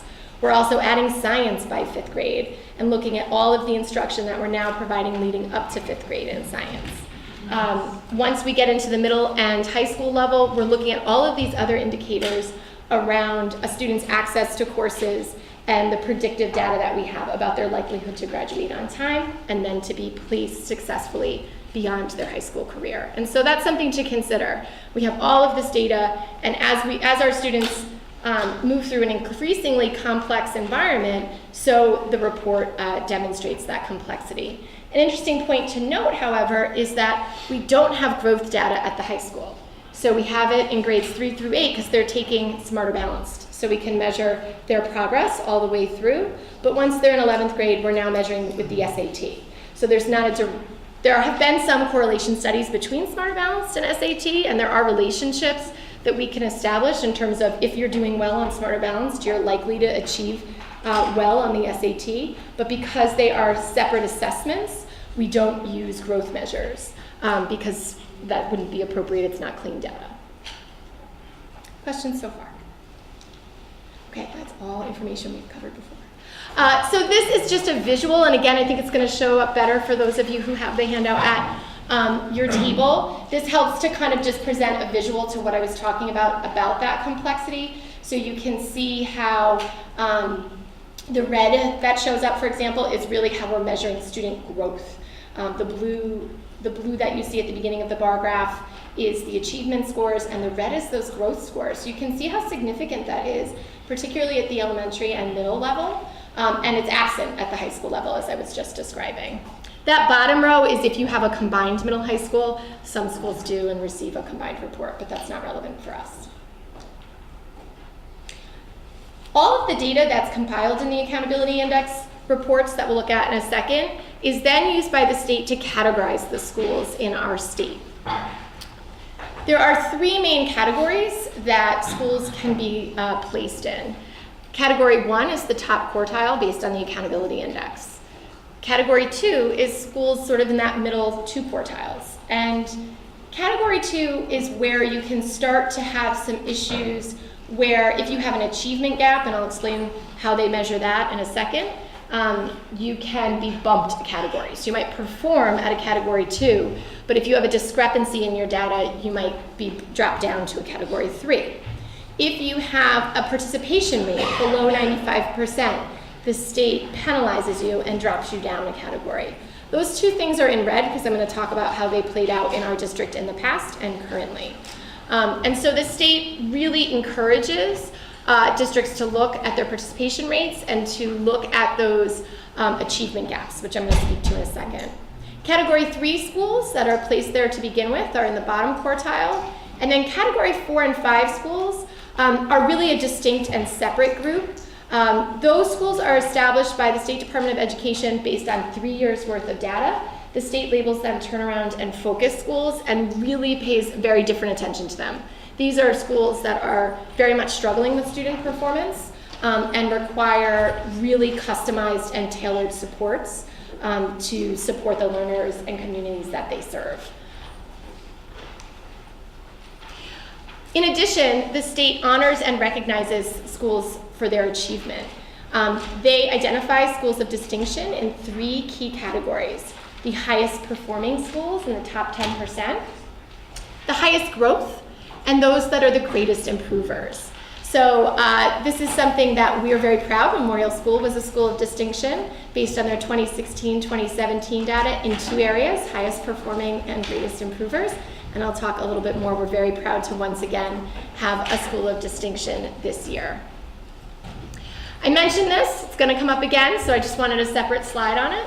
Achievement gaps. This is really a specific area where we may see that a school district has a gap related to 2 groups of students that's larger than the state average. So the state says between all student groups and high needs students, we would expect that there might be some gap, but they look at all of the state data and establish what they consider to be an acceptable gap. Anything outside of that gap is considered an achievement issue, and that one group of students is potentially being underserved. So an achievement gap is something you really, I think all school districts do not want to see that. They work hard to customize programming and to focus on all learners and to make sure that they're meeting their needs. So if you have an achievement gap, that's something you want to pay close attention to. And the graduation gap, which is a little bit different, is again, if you're looking at rates where certain groups of students are not graduating at the same rate as your whole student group. We've not had a graduation gap in this district since the Accountability Index was first produced. So areas to celebrate, before we dive right into the specific reports in the 17-18 school year, we're very pleased to announce that Memorial School was once again named a school of distinction for the 2nd year in a row, specifically for being a high-performing school, which means they are in the top 10% of all elementary schools in the state. So I'd like to give a big round of applause to Memorial School. And as I emphasized, that's really critical to our school district because the performance of 3rd graders really lets us know if we've got our early structures and foundations where we want them to be. And really seeing that continue for a 2nd year in a row. Last year, they were one of the greatest improvers as well. It would have been difficult to match that level of growth again when they were already in the top 10% of the state. So we're very, very proud of all of their work. And pleased to see them be recognized and set that bar for our school district. It also means that we're really seeing a strong foundation for our learners, and given the range of programming and range of needs that we see at Memorial School, it's really particularly notable and reflects a lot of efforts from many of our staff members, our classroom teachers, the programming that Mr. Mosier has designed, and the leadership of that school. So we're very proud of that work. East Hampton Public Schools experienced growth in all areas, so specifically the overall accountability score of each school went up with the exception of Memorial, which I'll note. That was the only school that actually had its overall score go down, but they continue to be in the top 10% of the state, so we're still very pleased with their performance. All of our other schools saw significant gains. Within their accountability index reports, they might have 1 or 2 measures that didn't see growth, or areas that are now showing as a persistent area for us where we can really focus our efforts. But as you'll see in a comparison chart shortly, the overall ratings of each school improved with that one exception. And this district did have, based on the 2016 and 2017 data, achievement gaps in literacy at both East Hampton Middle School and East Hampton High School, and I'm pleased to report that both of those have resolved. So we have focused our efforts in those areas and have seen improvement. So we no longer have an achievement gap between our high needs students and our all student group. And so that's exciting to see that issue be eliminated. In many cases, that's something that can persist in a school district year after year. So the fact that it was flagged one year and gone the next is something we're pleased with. So there's much to celebrate in our accountability index reports, but they're also an opportunity for us. As I said, the state wants them to be a reflective process. So there's a lot we can focus on in them as well, and we'll go into that now. Again, if you don't have this right in front of you, it might be hard to see on the screen. But you can see the accountability index is something that the state psychometricians designed and have a lot of different you have points earned, target points, percentage of points earned, but really they boil all of that down to a final score. So you can see the scores for each of the buildings. the East Hampton Public Schools, as well as the state of Connecticut. You can see that we do not have an achievement gap in any of our schools. However, what we did experience this year, which we had not seen since our first year, is a dip in participation rates. But I want to draw you into those specific school reports in just a second to explain those. We did have a couple of areas where we were below 95% participation at both center school and the middle school, although it's really down to it's so close, we're at like 94.4. We even called the state, double check some of those numbers, because we are very careful with our attendance records. We can actually monitor the overall percentage of students participating. That's a report I run daily during testing. We were just running it for the next gen assessment at the high school last week. But I'll explain to you where we're seeing that issue come up.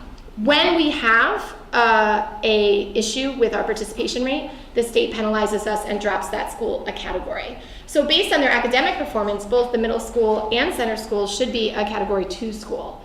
But because they experienced this dip in participation in a very small subgroup of students, they were dropped to category 3 schools. So this is why we have to look at these reports carefully and understand what the information is telling us.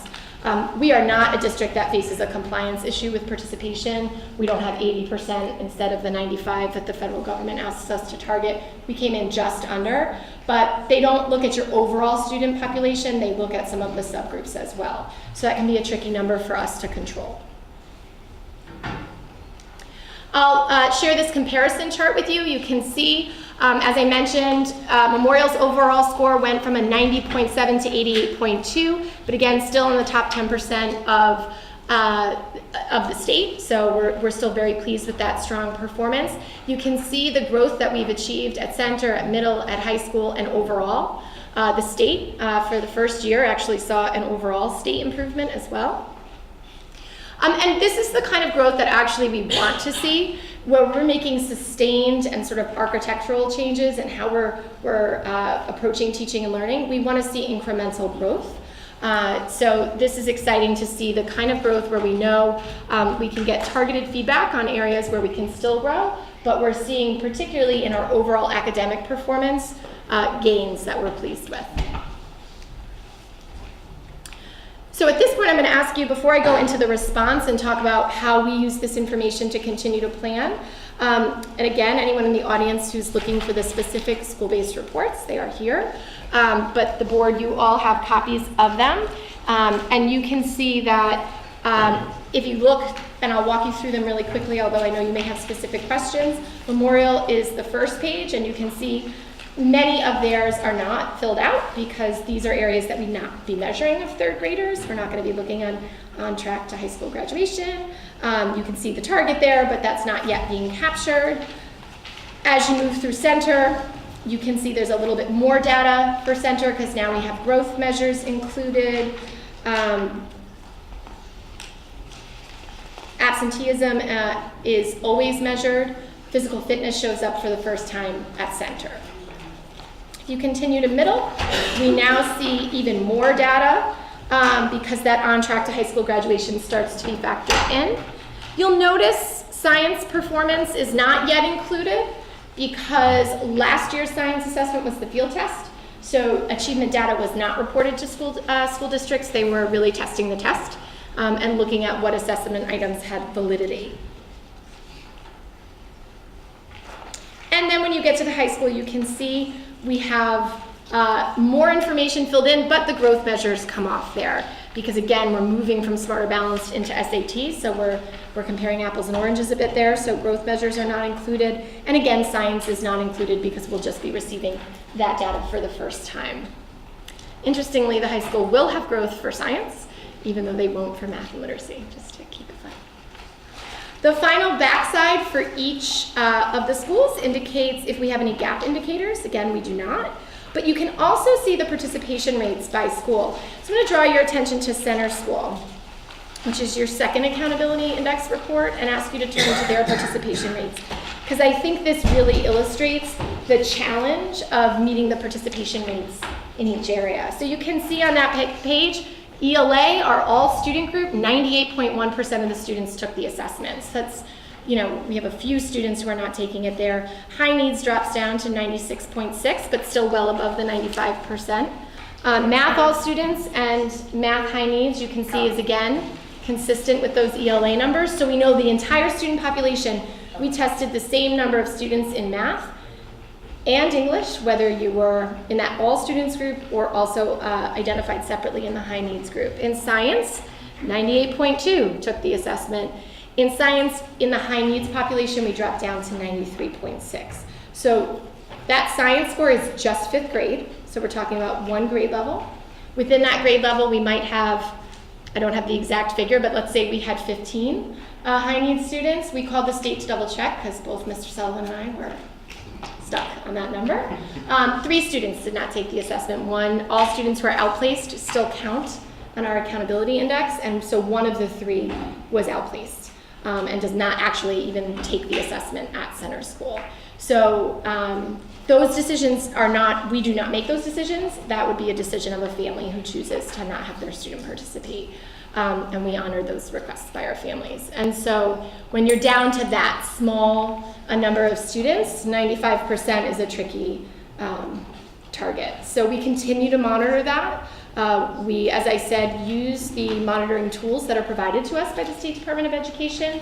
You can check daily as you assign the assessments, and then as you complete, you have the ability to reflect and look back.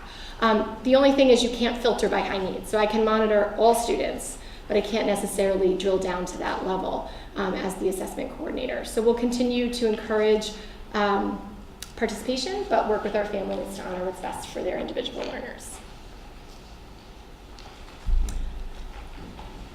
I'm just going to go through a couple of more pieces of information, and then if you have any questions, I'd be happy to answer them. Really, when we look at the accountability index, the state, the performance office puts so much effort into this, and yet when I go to their presentations, they're like, don't worry so much. Don't worry, it's big picture stuff. Because they're really looking at massive trends across the state. That's a major focus for them, and then they analyze all of that data in relation to the nation.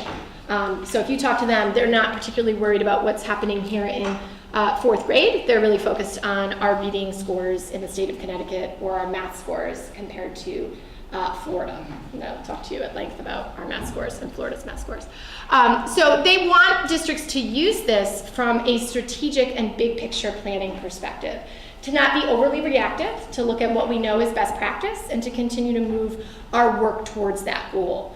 And so our response is to continue to focus on a strong Tier 1 universal curriculum for all learners that's vertically articulated, meaning we continue to ensure that our students move appropriately in their levels of challenge and efforts to obtain grade level skills, moving from K to 1 to 2 and beyond.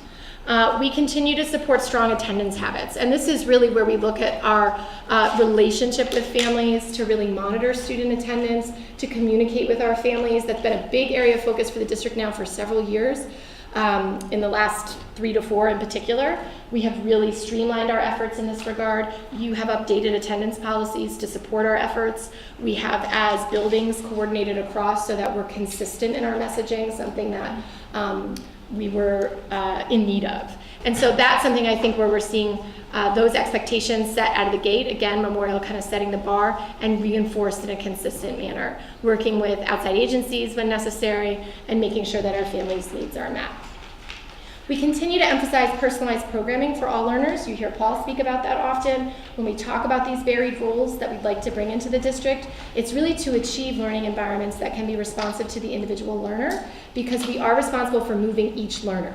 So we have to look at those who are below grade level, who might be struggling to obtain grade level skills, and ensure that we put the appropriate supports in place and scaffolds for them so that they can approach those standards. But we also have to look at those who are on grade level, and how do we keep challenging them, or those who are above. So it's really about personalizing instruction for all students. And then we continue to look, PE is one that if you're looking at the scores individually, we continue to reflect on how we can have strong PE performance. A lot of that has been with some shifts at the state level around how they're measuring that data, and we've done work to communicate that out to our PE department, but really also to celebrate and build a culture of wellness. So that is an assessment that our students are achieving on. We certainly know that they can, and we're looking to promote that even further. These are some of the things, again, when we look at the accountability index, we're seeing them move in the right direction. We're seeing that the efforts we're making to align instruction and programming across our school district is having success. So these are just some of the kinds of things that we've been doing to build that strong Tier 1 math, science, and literacy curriculum for all learners. You know that we've worked to make sure that we have a K-8 math program and have fully released that to all grade levels as of this school year. So our 8th grade learners are in that program for the first time, as are those teachers. Readers and Writers Workshop is our instructional model, rolling that out K-8. We have a strong foundation K-5, and we continue to push that into our middle school. We're really looking forward to having literacy specialists at the middle school to continue to support that growth. I celebrate the efforts of our middle school team, but they're excited to have a local expert. Our reading assessment systems we continue to align, so again, teachers have current and specific data to respond to. Alignment to next gen science standards, so this is one I've shared with you in the past. The state expedited their system for implementation, so we're testing students at the high school who haven't had next gen, or have only had it for a year, I should say. So we're quickly up to speed on that. Our K-3 classrooms have next gen science units. 4-5 are coming online this year, 6-8 coming online this year, as well as some of our high school grades. Continuing to look at our SRBI procedures, that's where we identify and support students that we find a trend that student needs some support in math or literacy. Again, that's something that is a critical component of our literacy specialist first, and then ultimately our STEM coordinator at the middle school. And then lastly, looking at all of our programming. So another area in our student services suite is looking at our multisensory approaches to reading, so that if we have students for whom our Tier 1 reading instruction is not meeting their needs, that we're prepared and have trained teachers to respond to that. So again, really working across buildings and making sure that our students have an experience that grows their skills in a predictable pattern. But there's other areas that we focus on as well. Really looking at how we're using staff is something we've given a lot of attention to. I know Paul shared that with you in terms of realignment of some of our staff. So that started at the 5th grade level, where we're really hitting that tipping point of content and making sure that teachers could start to specialize a bit and really focus on those literacy standards. You're seeing that again as we look at the middle school next year to move from the double block to just having 4 dedicated literacy teachers that integrate reading and writing. As research would suggest, there's a real reciprocity between those skills, and so making sure those are integrated. We continue to provide professional learning that's job embedded and very specifically targeted for teachers. So we have this year been really focused on K-8 literacy, and then math has been a major focus for us. As you look at the accountability index reports, if your eyes are going there, you're going to see that we tend to perform lower in mathematics than in literacy. That's a statewide trend. And so that's something that we're really focused on. Our administrators spent time last summer really focused on mathematics instruction, and we've continued to support teachers at each of those kind of key grade levels. As I mentioned, Next Gen has been a big focus for us. And then also just thinking about how we translate all of this work for families and between ourselves as teachers. And so grade reporting was something that we really had to look at, and how our kindergarten teachers communicate out. So when 1st grade teachers are receiving learners, they understand very clearly what skills those students have mastered. And we aligned those to our standards for mathematics and literacy. High school is a little bit of a different animal, and so it gets its own slide. As we look at SAT performance, we continue to really focus on personalized learning environments. College Board has some great tools for classroom teachers. Khan Academy is a huge support for teachers that allows for a blended learning environment. And so we continue to emphasize the use of College Board resources in all classrooms, particularly math and English. We expanded our schedule so that when you look at the accountability index and you see things like arts access, or that students have the appropriate post-secondary and college readiness courses, that they actually can fit those into their schedule. Some of the things you hear us talk about in sort of our dreams for the district, dreams that we're hoping to turn into reality, also will translate into the accountability index. So increasing our AP offerings, that's a key component that the state is looking at. When we look at comparable districts, why are we not performing on our accountability index the way they are? They have more AP offerings than we do. They have more robust arts offerings. So we're adding in both of those areas should our budget move forward. And then the PE assessment, we've learned a lot about some of the, and this is something that the state launched this fall, and a lot of, as I sat in the session, Mr. Sullivan and I happened to be in that one together. There were many school districts that were like, oh, that wasn't what you told us you were going to do. So with the PE assessment specifically at the high school, they report your performance based on your population of 10th grade students, the percentage that participated. But they had actually created flexibility for high schools, saying you could test PE between 9th and 12th grade because not all students necessarily might be taking PE in 10th grade on the one hand, but then on the other they said, well, we need to pick a grade to just decide what your participation is, and we picked 10th. So we're going to do it in 10th because that's the data that they're using, and that was not clear to school districts until their recent Performance Matters Summit in September. Attendance and climate, there are categories on the accountability index that relate to relationships and how we build them with families and ensure that we understand what's going on in the lives of our students. And so each building has an attendance committee that meets monthly, reviews attendance data, makes outreach to families, and that outreach looks really different. Sometimes with Memorial families, it's just, this is the attendance policy. They're new to the district, they're better understanding what that looks like. It can be, our younger learners, they can get sick a lot, so we just have to stay on top of that and make sure we understand what's causing absences when they occur. And that can change over time as we move through high school. And we know, as we look at attendance data, that when we get into our high needs group, attendance becomes more of an issue, particularly as the students age. And so making sure we're offering appropriate programming. So the Learning Center, for example, is an environment that often supports students who may have some school aversion. We know that by implementing a social emotional curriculum, we can reduce the rate of students who aren't coming to school because they may not feel connected to that school environment. So we look at that again from multiple angles. For students who may be struggling to self-regulate, looking at various approaches to problem solve with students and to help them build behavioral self-regulation strategies. And so again, those cross roles, whether it's teaching and learning or student services or our building administrators, our related services team, our classroom teachers, we're all working on those areas. Logistics also matters, so we have assessment procedures that we're constantly reflective on. We have a district-wide committee that meets periodically to look at how are we training our staff, what is our schedule, is it optimal, should we test on a Monday, all of those kinds of questions. Where are we going to give our students an optimal experience? The state brought in a couple of years ago the assessment window.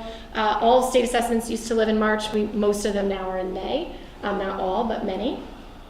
And probably one of the things that's been really exciting for helping students engage with the assessment is Smarter Balanced has interim assessments, small, very targeted assessments that allow the students to log on. These are online assessments, so this gives third graders, for example, an opportunity to experience the testing environment and to access the platform so that they're not doing that for the first time in a high-stakes test. But also, it exposes our students to the nature of the tasks they're going to see and gives the teachers feedback. And I think we've seen our students, you can walk into a 5th grade classroom and they're logging onto an assessment and they're very comfortable. That kind of nervousness about what that's going to look or feel like, we don't see those same issues that we might have seen in the past. So we think about all of these smaller details to help make sure that our students can really demonstrate their best learning. Future considerations, there's a lot that we can take from the Accountability Index to consider. These are just a couple of highlights. We need to continue to focus on how we support students and their growth at every level. We need to anticipate that science is coming online. Achievement in the spring of, will come out of this testing round, spring of 2019, and growth will be included in 2020. Participation rates, we will continue to monitor. English learners will be reported separately. That's a new area for the state. And something that we're looking at for our high school is how we can create workplace and internship opportunities for our students, because that's, again, something that the state celebrates on your Accountability Index. You want to We'll pause for a minute. Get everybody. You can come to any one of this, it doesn't always. Yeah, go to any one. Other side of the table, we'll sign as well. I was like, what is going on? All of a sudden, Sorry, Mary.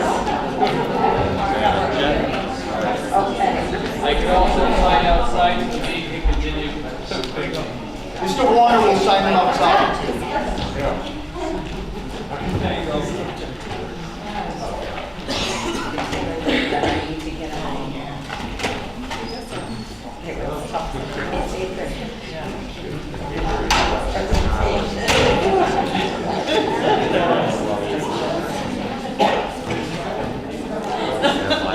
Barbara, you want us to sign your form?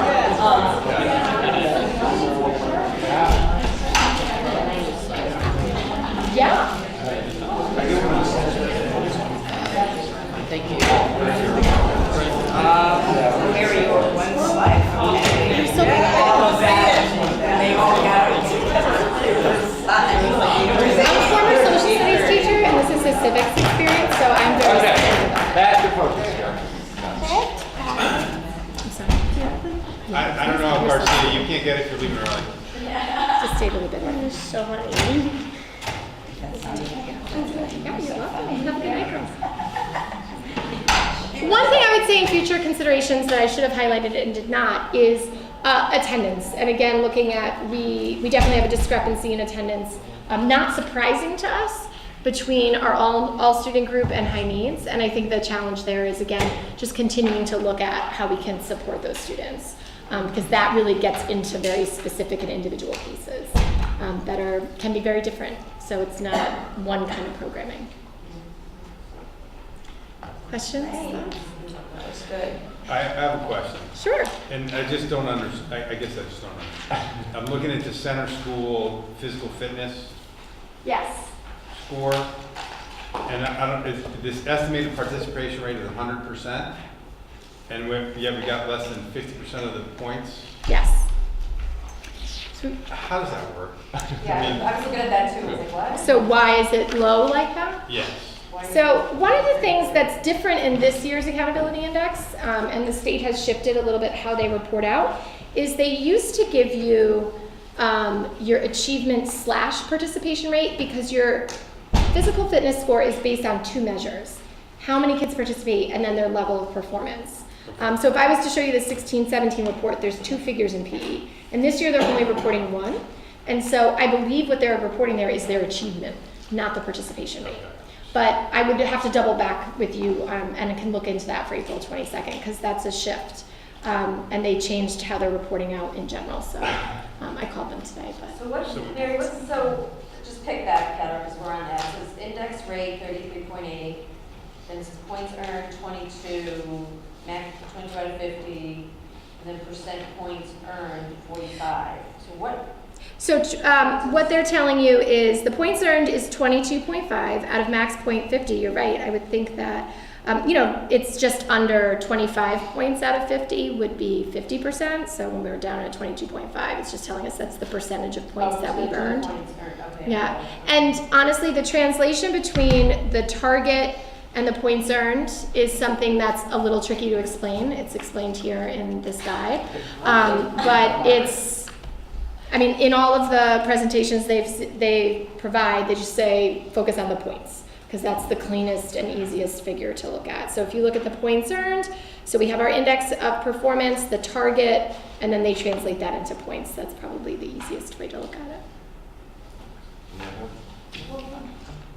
No, go ahead. Sorry. Go ahead. Go ahead. Nancy. I was just wondering, looking at the middle school, Mhm. if the non-high need students were isolated out of these numbers, would the growth? Yeah, that's a really good, that's a great observation. High need students are really counted twice, because they're in the all students group, as well as then separated out. So what I cannot, and the state does not report on, is how your non-high needs performers did. Right. You could figure it out. You can, yes, but they don't. Yes, they don't report it that way. But yes, you can. Right. I was look at just wondering, because it is a significant. It's a significant difference. So I just wondered. But not an achievement gap this year. But it is a significant difference. Right. So just you can. a growth piece, though, not Yeah. the performance, right? There's a little bit of performance. There's a performance issue. Yeah. The growth issue is Well, I mean, more looking at compared to the significant. state average, if you Yeah. look at that. So I was just wondering what. Amanda? Okay. And that, sorry Amanda, I'll just offer this really quickly. That tends to be, although I would make the case that we can definitely improve in that area. Once we hit the secondary environment, the growth piece becomes even more pronounced in terms of helping students make growth, and that's not unique to East Hampton. Okay, great, thank you. Is the index rate the growth part? No, growth is its It's a own category. category. So you can look down, 2A, it's 2A and 2B. So it's Oh, okay. Index and then growth. Okay, back over. Amanda. I was just wondering, speaking of PE, and I know how they score that. Well, I know the data that they're taking. I'm wondering, since there are measures for looking at wellness, because your physical fitness scores do not necessarily reflect wellness, and in some instances with your kids with high needs, it's actually counterproductive because fitness testing is a public setting, unlike you're sitting at a computer and you may be bombing, but people around you don't know that. So since we do have standardized indicators now that you could take an assessment that would score you as to how you're doing with wellness, like how often do your students have physical education? Is it a certified teacher? Is it a standards-based curriculum? Are the children given recess every day? Do you have comprehensive school health? What do your school lunches look like? Do the kids have before and after school physical activity opportunities to move during the day, that kind of stuff. So I feel like that would be it would be something that you actually could take steps to address, where this is kind of a crapshoot, like it really is, Right. And not only is it not a great measure, but it's also actually, it's counterproductive with some of the kids that you are trying to support. Is there any, in the meetings that you go to, is there any movement toward that? I really think that would make a lot more sense. So I think there's a couple of things. One, any kind of audit and reflective tool like that, to me, those are always just good practice. How are we making sure, and that's something that I know I can see Karen's ears perking up, because wellness is something that we would like to continue to focus on and sort of increase our overall awareness of it. Knowing the answers to many of those questions off the top of my head, I'm pretty confident that we actually, while I think we could grow in those areas, I think compared to many places, we have a fair amount of positive progress in those regards. Like when I think of our food services or our recess access, the amount of minutes our students access PE is definitely gonna score high compared to many school districts. So I guess what I would say is that I see them as two separate issues right now, because what I think the data we're seeing on this report is not reflective of quite the quality of programming that we have. And I think some of that has been around logistics. And we've worked with the PE department around that. But to your point, improving the score on here, and we know what that assessment looks like, is not a really strong... they don't correlate. Exactly. It doesn't really tell us... I mean, if you addressed all of those things in this other, if you did all those things, it should bring your fitness scores up. But just pushing to, well, let's test and you're actually, for the kids who are vulnerable, that's not helpful. I think where we are is we're looking to meet the criteria that the state has set by better implementing the assessment, and they're doing that in a variety of ways. So for example, at the middle school, they did some pre-assessment work with the students, and they've been doing really a lot of small group work in the middle school PE classes, so students have an awareness and really focus on personal growth. And they've got a whole growth mindset piece that they're implementing and recognizing and celebrating students who make the most growth as opposed to a performance measure. So as an example, I think the logistics of how the assessment were being done are being improved. I expect to see some results in that regard. But separate and apart from that, you're right, if we're just focused on those wellness indicators, ideally there's a correlation between the two. And I think pursuit of the wellness indicators is just worthy on its own. And it would be nice if it impacts the accountability index, but it's just good practice. And so that's something I think our PE team, this year, we have 2 new members of our PE team. We have a new PE teacher at center and a new PE teacher at middle. And they're working as a collaborative K-12 team. They're starting to do exactly as you were describing, that standards-based curriculum. They're looking at really a scope and sequence right now, and they're doing unit development also. So I think we're taking those necessary steps, and in some other areas we have some strong assets already.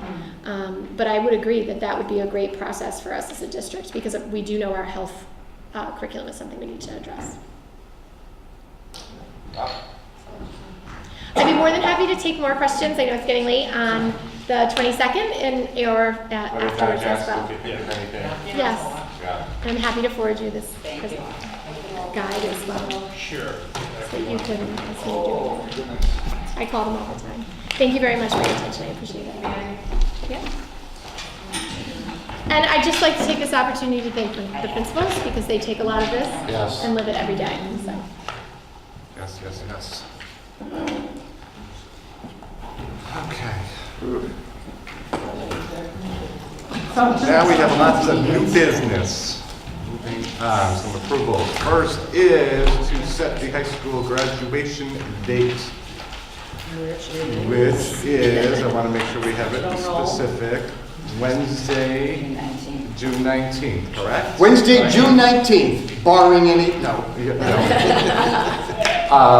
No more snow days? No more snow days. Don't say that. I feel free. Yeah. I feel The free. Midwest is in trouble, but we're gonna be okay. Time set for, do we have a specific, or definite Oh, time? yeah, we don't. 6:30 p.m. 6:30. Yes, okay. So do we have a motion to approve the high school graduation date for June 19th at 6:30 p.m.? Lois says yes. Seconds. Discussion? All those in favor? Aye. Okay. Next is to approve the proposed list of 2019 high school graduates. How many of them are there? My last one. How many of them? Sorry, in the 8th grade right now. It's like counting one. Give or take. So we should have like 120-ish. 120-ish? Okay. That's all I'm making. That's okay. 120-ish. Okay. I make a motion to approve the proposed list of 2019 high school graduates as presented. Second. All right, discussion. Oh, yes, my last child is on that list. Then I'm done. Whew. Sorry. Minus Miss Goff. Ah, We'll approve it. really. Okay. So, yeah, one less. Yeah. If she makes it that far. Okay. I make a motion? You got me a motion second. No discussion. All those in favor? Aye. Unanimous. Next is to approve the proposed middle school. No. I'm sorry. Our Board of Education meeting schedule. See, I'm just passing that by because we don't need to meet, right? So we have the list starting August 26th after our little short summer break. Still set for the first and third Mondays of the month. Same time, same place. Does anyone want to make any changes or suggestions to that, or motion to approve the list?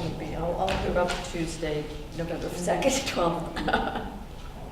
Because I will be here after that. Oh, that's right, election. Ooh. Yeah, election. So do we have a motion to approve these meeting dates? So moved. Second. Second, Mark. Discussion. All those in favor? Aye. Okay, good. Now we move on to the middle school Montreal trip for April 15th to April 17th. 2020. Yeah, I know. Next year. Next year, yeah. Yes. This looks like fun. We have someone here who wants to talk about that, maybe? Sure.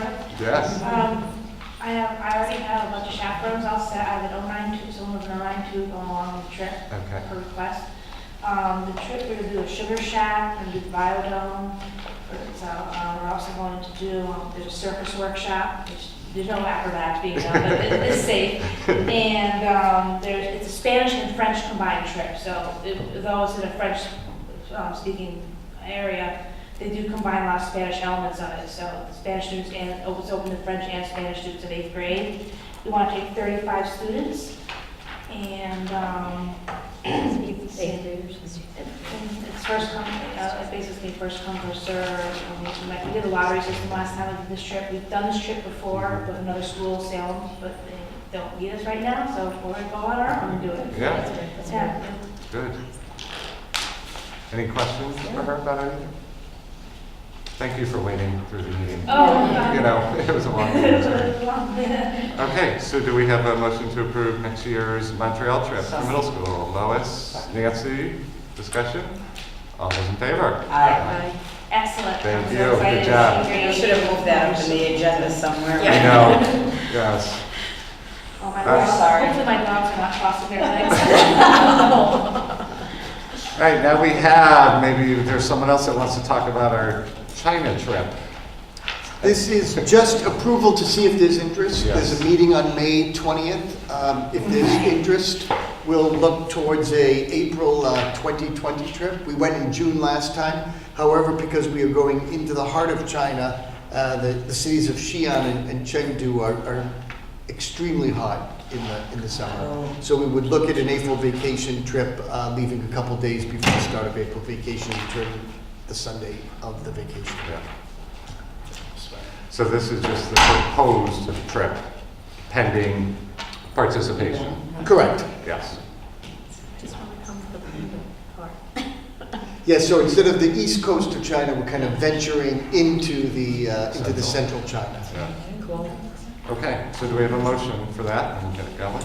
I approve the proposed East Hampton. Making a motion to. Making a motion to Okay. approve the proposed East Hampton Public Schools China Tour, April 9 to 19, 2020.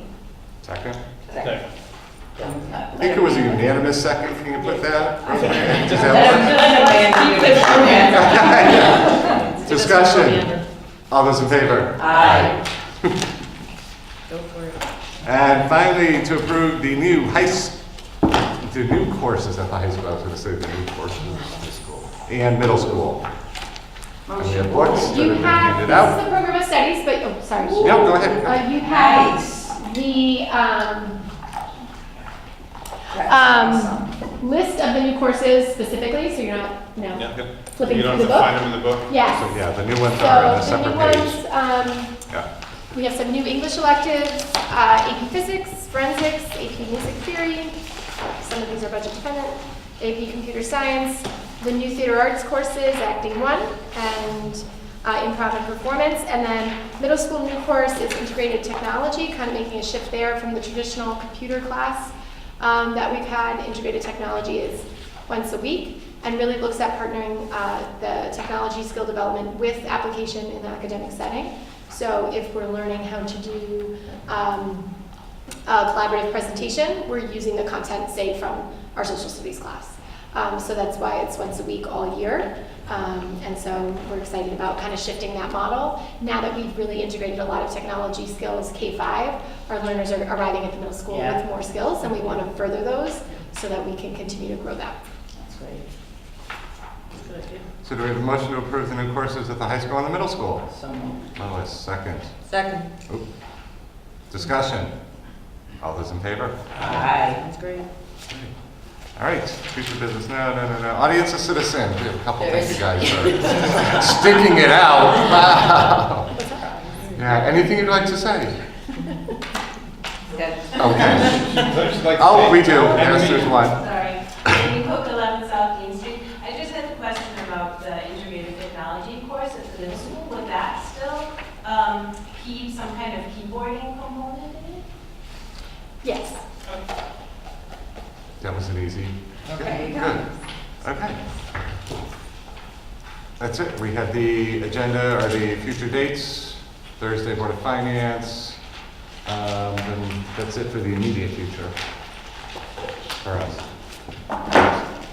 We meet again. Motion to adjourn. Sorry for the long meeting, but this is, we skipped one meeting in March. And we Yeah, had to that's squeeze all right. our lot Make it up in. somewhere. Yes. Second to adjourn? Second. Okay. Everybody's seconding. Good night. Thank you. Everybody's going. Thank you.